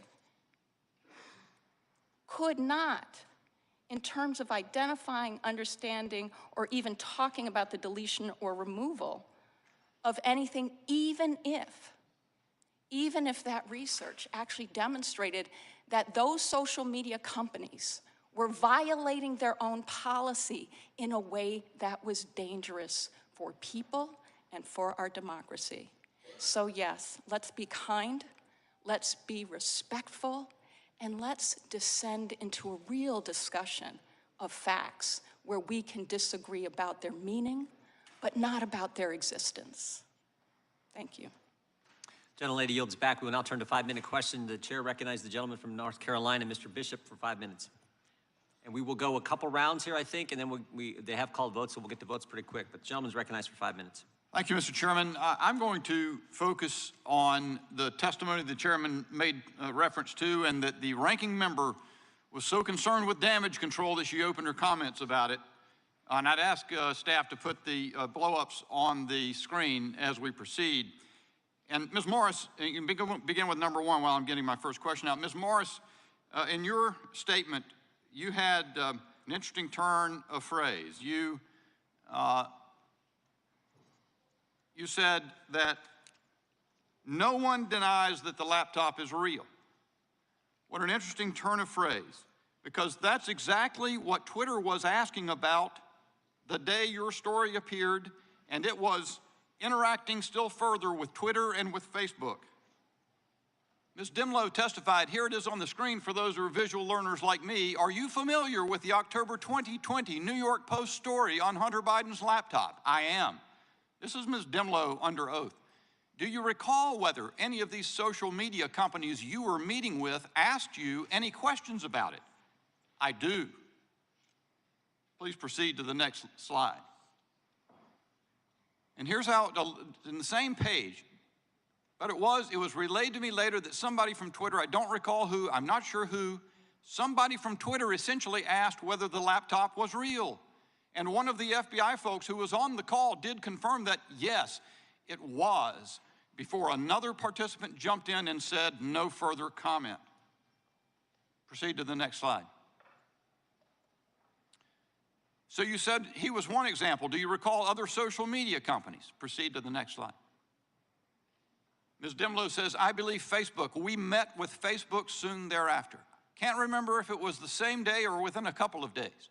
And they also asked, and I said, no comment. That was the decision we made in those post-meeting deliberations, which is pretty typical. It was an ongoing investigation, and we don't generally comment on ongoing investigative matters when asked. So, Ms. Morris, to your point, I think this shows one thing for sure. You credited Michael Schellenberger and some of his reporting. One of the things that he asked in one of his Twitter Files stories was whether the Foreign Influence Task Force people, the FBI folks who were interfacing with the social media companies, whether they knew about the Hunter Biden laptop contents that the FBI had since December 2019. So now we know, right? The Foreign Influence Task Force knew it was real. And it wasn't just a few people, it was common knowledge. An analyst on that telephone call before they got their act together admitted that it was real. And then we also know that the social media companies wanted to know if it was real. Of course they did. Because the FBI had been telling them for months to be prepared for a hack and leak operation and also to be prepared for something involving Hunter Biden.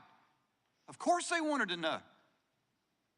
So what do you think about the fact that the FBI, in response to Twitter, told them it was real, then they covered that up or stopped, no further comment, and to Facebook, with its billions of users, said, no comment, we're not going to tell you?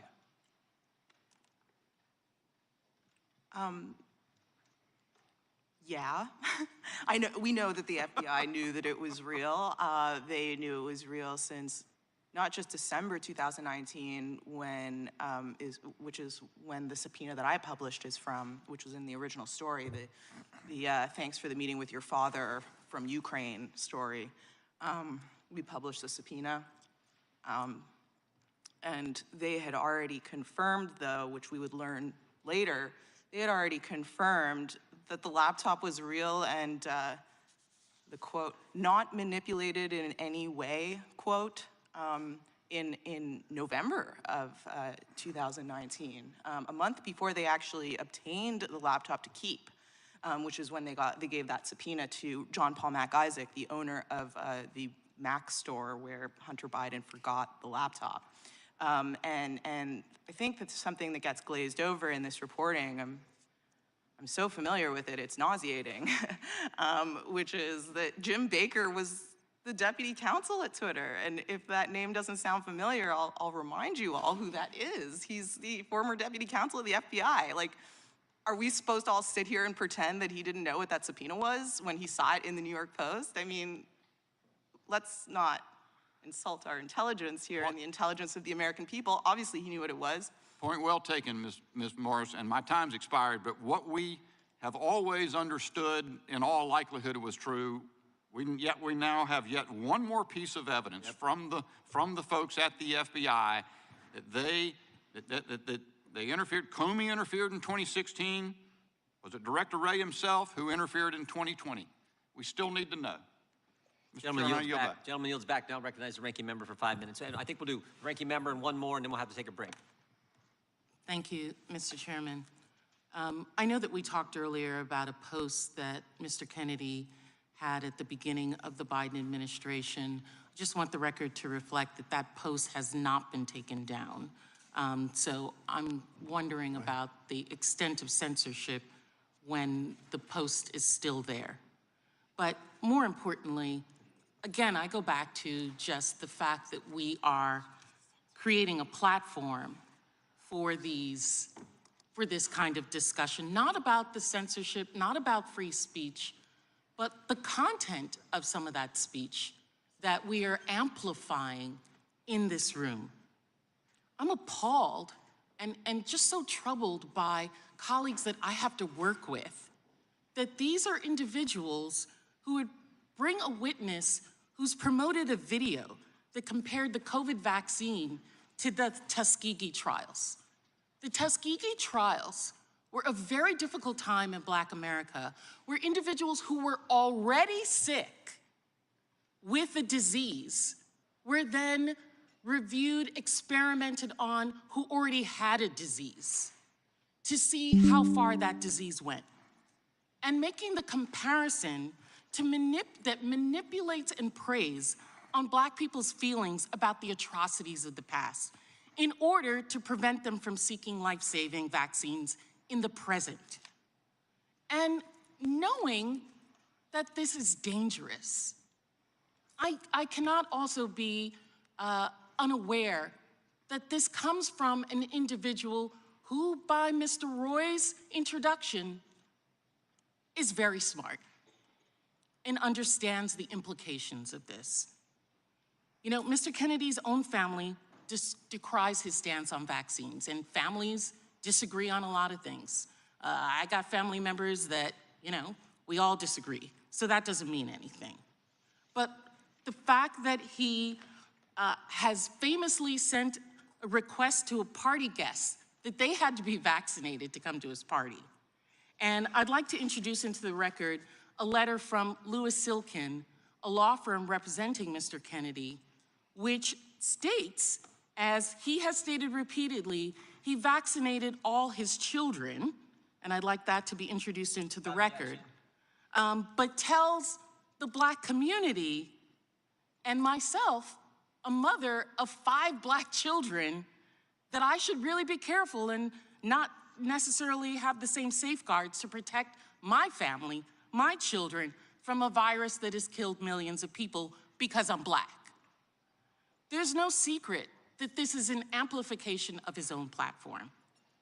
You know, I'm not going to talk about the money that's received from the Children's Health Defense, from his anti-vaccine organization that's responsible for a majority of the false information out there about COVID, and the notoriety that's gained from it by manipulating Black and other vulnerable communities to propagate these pseudosciences. Ms. Wiley, are you aware of the phrase superhuman yet subhumanization? I can't say I'm aware of the phrase. I am aware of the viewpoint. And can you share what you believe that to mean when it comes to Black people? Well, sadly and unfortunately, we have a history in this country where Black people were both by law and by social view viewed as inferior and subhuman, and that there were stereotypes attached to that that includes all kinds of myth about the ability to disregard both the health needs, health conditions, and disparities that exist for Black people and in Black communities, to the detriment not only of the health of people who are Black, but also to public health by not taking good, sound Yes, that, you positions. know, in chattel slavery, you don't have to feed them the same way because they can take it. They can handle that. They don't need as much. Or now with COVID, they've got superhuman genes that they don't need to get the same vaccines in, and they may be more susceptible if you get vaccines. Ms. Wiley, why do you think someone might choose to target the Black community for false health information about vaccines? Well, I can't say that I can sit in a position to explain why anyone would do that. I can only say that for those who wished to prevent people from getting a vaccine, it was very clear that one of the ways in which you could convince people not to is to play on fears that have basis in historic experience, sadly, and frankly, and I can say this personally, speaking from having conversations with friends, with people I worked with family who members. who were terrified of whether or not there might be some adverse consequences for them because of the Tuskegee experiments, explicitly referring to times in which Black people had been tested on without their permission or denied access to medical intervention despite awareness that it would be detrimental to their health. That distrust has historical fact. And we have come to a point where, in terms of the COVID vaccine and what we were being told by scientists, including the ways in which both the CDC, the World Health Organization, and others were examining, we're actually putting out factual information both about the degree to which testing and trials before approval had included people who are Black, people who are Asian, and therefore had more basis in fact to be able to state scientifically. Time of the gentlelady has expired. Gentlelady yields back. The gentleman from North Dakota is recognized. Thank you, Mr. Chairman, and I'd like to yield my time to Representative Massey. I thank the gentleman from North Dakota. Wow, the irony and cognitive dissonance from the other side of the aisle. It's deafening. You could cut it with a knife. They are at the same time denying that censorship is occurring, but suggesting that there's more material that needs to be censored. This is a hearing on censorship that began with an effort, with a formal motion from the other side of the aisle to censor Mr. Kennedy. They do not want him to speak, yet that is the topic of this hearing. They have kept him from speaking. A collusion between the government and private organizations. Mr. Kennedy, in your opening statement, you introduced us to this word malinformation. Can you tell us more about this made-up word, what it means, and some of the things that you've said or tried to say that you've been censored for that's been characterized as malinformation? Yes, Congressman Massey, and if by your leave, I'd like to just respond very briefly to some of the, what I would call defamations that have been just applied to me by the ranking member.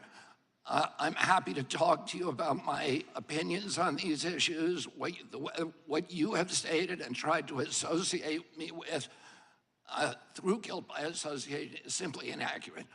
Virtually everything, every statement that you just made about me is inaccurate. I have never advised Black Americans not to receive vaccines. At one point you say I'm anti-vax, and that's a bad thing. The other moment you point out that all my children are vax. I'm fully compliant with the vaccine schedule myself, except for COVID. I took flu vaccines for 20 years straight. I have never been anti-vax. I have never told the public avoid vaccination. The only thing I've asked for, and my views are constantly misrepresented, so that the truth of what I believe is not, we're not allowed to have a conversation about that with the American people, which I believe vaccines should be tested with the same rigor as other medicines and medications. You tried to associate me a moment ago with the replacement theory, which is racist. No, I did not say you Time had the belongs to the replacement gentleman theory. from I said my colleagues. Time belongs to the gentleman from I Kentucky. denounce that theory. It is racist, and I have never endorsed it or had any association with it.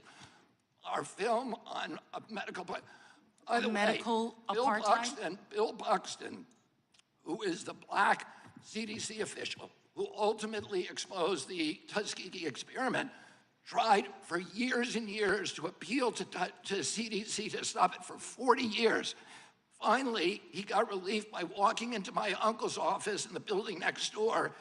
He held hearings and ended the experiment. I remember that very well. And to say that I created a film that encourages Blacks not to get adequate medical care is just completely abhorrent. Don't misuse my words. It's the witness's time. Do not censor the witness. I'm not censoring the witness. I'm not censoring the witness. He's still talking. It's my time, and I've given it to the witness. Do not censor him. I'm not censoring him. If the views that you and others have applied to me, I've attributed to me, if they were actually true, I can see why I shouldn't be able to testify here today. Those are not true. These are defamations and malignancies that are used to censor me, to prevent people from listening to the actual things that I'm saying. And I think, ranking member, that we should have a real conversation rather than an exchange of ad hominem attacks. And answer very quickly to your question, the term malinformation was coined to describe information that Facebook and Twitter and the other social media sites understood was true, but that the White House and other federal agencies wanted censored anyway for political reasons because it challenged official orthodoxies. I'll give you one example. I was included in a group called the Disinformation Dozen. And Facebook and others were asked to censor us, which they did. And by the way, my Heck Aaron post, it was taken down. My whole Instagram account with 900,000 people was taken down because of that. Oh, they knew, Facebook knew that the Disinformation Dozen claim, and what they said, the Disinformation Dozen came from this very shady group called the Center for Preventing Digital Hate in England that is funded by dark money, that should be looked into. They claim that 65% of the vaccine misinformation on the internet was generated by those 12 people. Facebook itself said that is impossible. That is false information. We know that not to be true. And yet, when the White House asked them to censor this Disinformation Dozen, including me, they did it anyway when they knew it to be untrue. My time has expired. I yield back. Gentleman yields back. Mr. Chairman, I have a unanimous consent motion before we head to You see votes. from the gentleman from New York. I would like to introduce page 2 of the transcript of Laura Demlow, where specifically she says, she's asked if someone were to leave here today, were to leave at this interview and were to suggest or imply or state that when you said, quote, the laptop was real, unquote, that it meant that the FBI had affirmatively determined in October 2020 that the laptop belonged to Hunter Biden, that the contents belonged to Hunter Biden, that the contents had not been manipulated in some way, they would be misrepresenting what you said, correct? Answer, they would be misrepresenting what I said because I don't have much knowledge of that. Without objection, I think that's already been introduced, but without objection, we'll do it again. Sorry, it's page 55. We stand in recess for approximately 45 minutes, and we'll be back and right back at it. Thank you all, and you can head in the back room.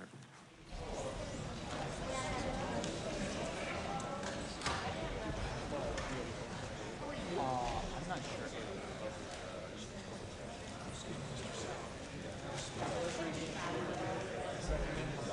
What?